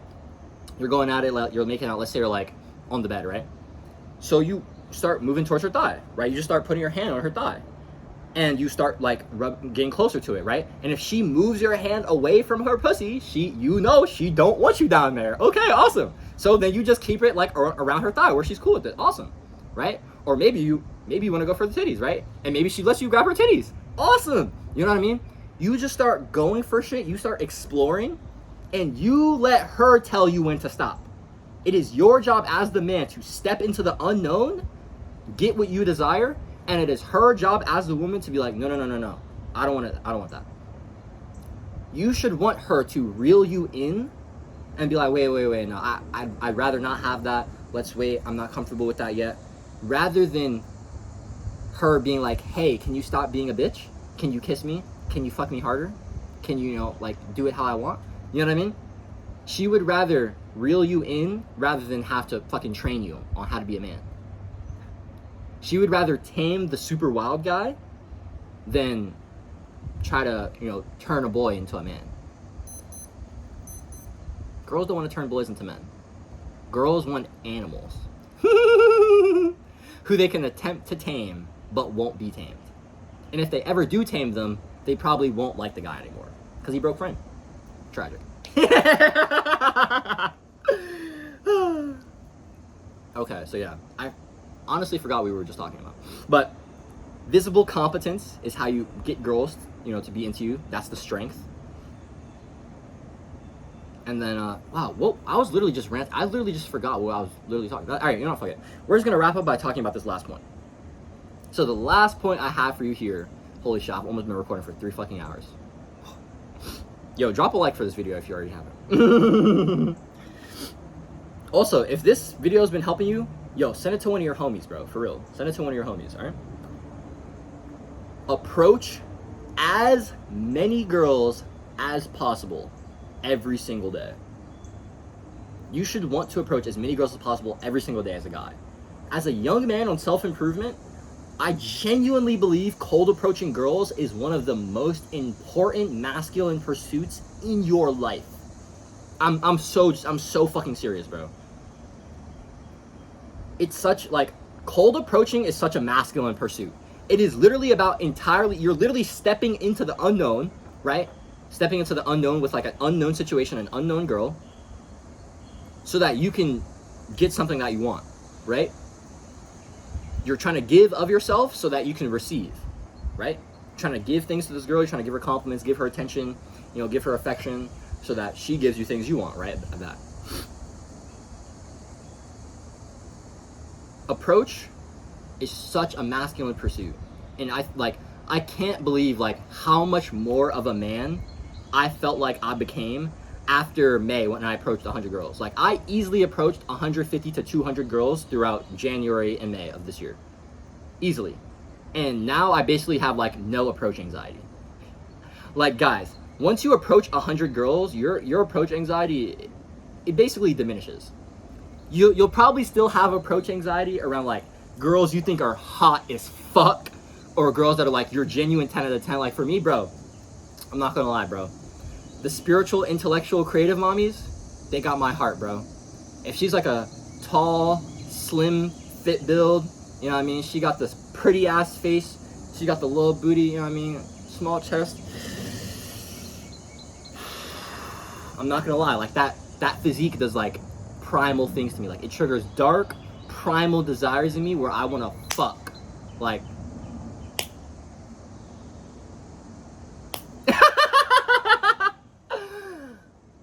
you know what I mean? And so it's like with girls like that, you know what I mean, that are like your ideal 10 out of 10, it's like it's still kind of hard. But with girls who aren't that, it's like whatever. Let me actually give you this last mindset. Know who your 10 out of 10 is in terms of physicality and in terms of personality. Any girl who isn't that, right? So like you see a girl who doesn't like, so me, I like my light-skinned melanin queens and I like my Latin mommies, right? I like them tall, like 5'8" to like 6 foot, 6'1". I like them slim. I like them like slim thick. I ain't gonna lie, I like small booties. I'm not gonna lie. I like fat booties, but I like small booties. I want that whole thing to fit in my hands. I'm not gonna lie. I want the whole thing to fit in my hands. And then, for me, like, I don't really care about titties. I just want, like, she can't have, like, over proportional titties. Like, her titties can't be, like, bigger than her ass. You know what I mean? I'd like them to be big enough so I can fuck them. If they're not, whatever. Alright, so that's, like, my ideal physique, right, in a woman. For me, like, the personality, I like the spiritual mommies, the intellectual mommies, the creative mommies. Like, if I can't have an intellectual, like, conversation with you, I don't want you. If I can't connect with you in, like, in terms of, like, our spiritual paradigms, I don't want you. If you're not, like, a creative, you don't like making stuff, I don't want you. Like, I'll have fun with any of those girls who don't have those things, but, like, she'll never be, like, main girl material for me. You know what I mean? And so it's, like, for me, like, those are, like, the things my 10 out of 10 has, right? Any girl I see who doesn't have those physical attributes, or any girl I talk to who I know, like, who I realize doesn't have any of these personality attributes, she instantly loses points in my mind because she's not my 10 out of 10. If she's not my 10 out of 10, how can I deem her, like, so fucking attractive? Like, any girl who doesn't have these things is, like, instantly, like, an 8. She, like, instantly has to be, like, an 8. Like, her max, her ceiling is, like, an 8. If a girl has, like, titties that are too big, then, like, if her ass is too small and her titties are too big, she's, like, instantly an 8 in my book. It's like, nah, nope. If she's too short, nope. Right? If she's not smart enough, nope. If she's not funny, nope. My girl's gotta be funny, I'm not gonna lie. It's like, bro, like, you should have that mentality. Another thing is, like, you can still, like, have situationships, you know, you can still, like, you know, spin these plates, you can still have fun with girls who, like, aren't your ideal girl, 10 out of 10. I just want you to have this mindset of that, like, when you talk to those girls and when you approach those girls, you shouldn't, like, you should have this, like, detached mindset and, like, oh yeah, like, this isn't even that deep because this girl isn't even my ideal 10 out of 10. And so I don't even got a trip about, like, not getting her because it's like, whatever. For me, I've gotten to this point of realizing that, like, for my ideal avatar, like, the slim, you know, whatever, the spiritual creative mommy with that build that I like, I know that, like, for those kinds of girls, I'm actually the kind of guy they like. Like, me right now is actually, like, the kind of guy they're attracted to. I was thinking about this yesterday. I'm like, I'm not gonna lie, bro. I'm, like, a solid, like, 7 or, like, 8. It's like, cause, like, me with the money, the physique, and with the status is a 10. And so it's like me without those things right now, but I have all the other things already. It's like, bro, what the fuck? Like, I'm him. What are you talking about? I'm smart as fuck. I'm sexy as fuck. I'm funny as fuck. I am, like, an influencer. I'm a leader. I'm super purposeful. I'm very spiritually intelligent. I'm very emotionally intelligent. I'm very good at holding space. I'm a leader. I can sing. I can dance. I write poetry that melts hearts and gets pussy wet. It's like, I'm fucking him, bro. You know what I mean? My fucking cock's huge. Girls tell me I fuck good as fuck. You know what I mean? You know what I mean? It's like, bro, like, I know I'm him. You see what I'm saying? And so it's like, since I have that conviction that I'm desirable, especially to my ideal avatar, it's like, yeah, I know I can attract girls who are my ideal avatar. And so it's like, any girls who aren't that ideal avatar, I care less about, because it's like, you're not even my ideal girl anyway, so it's like, whatever. But it's like, even if she is my ideal avatar, it's like, if I don't get her, there's more like you. It's okay. Guys, you should have that mentality always, guys. I'm gonna wrap up this video with like this final affirmation for one-itis. So many guys believe, like, they're in this trap of, oh man, like, there's no other girls and she's the only one for me. But it's like, bro, like, that's just not true. Like, so many of us have been sold the narrative of like one-itis, of the fairy tale, you know what I mean? Of, you know, we get married happily ever after, like the Disney movies. And look, guys, I'm not shitting on that, right? I still think that shit is beautiful. But I want all of us to recognize, like, where the reality of that is. Now, if you're a young guy, you actually might be able to get that. Yo, these fucking bugs keep hovering around me and landing on me. Fucking bastards. They keep fucking goading on my fucking shoulders, bro. Blow my shit. Now, if you're like a younger guy, who,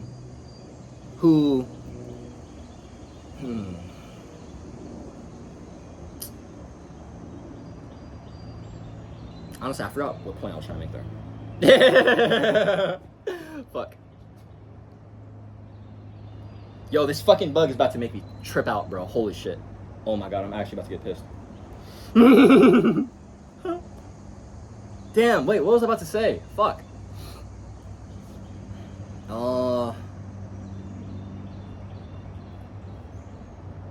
Damn. Alright, that's a wrap, bro. Honestly, I'm getting pissed that this bug keeps landing on my fucking shoulder, so I'm about to end this video. What I want you to do, guys, approach as many girls as possible. Destroy your approach anxiety. That's the greatest skill, I guarantee. Like, that skill alone will give you so much more confidence in all facets of life. If you can have the confidence that you can approach any girl you want, and that you can reasonably get like a girl's number, you're good, bro. Like, obviously you're not going to be able to get every girl. That's fine. That doesn't matter, because you should want those rejections, right?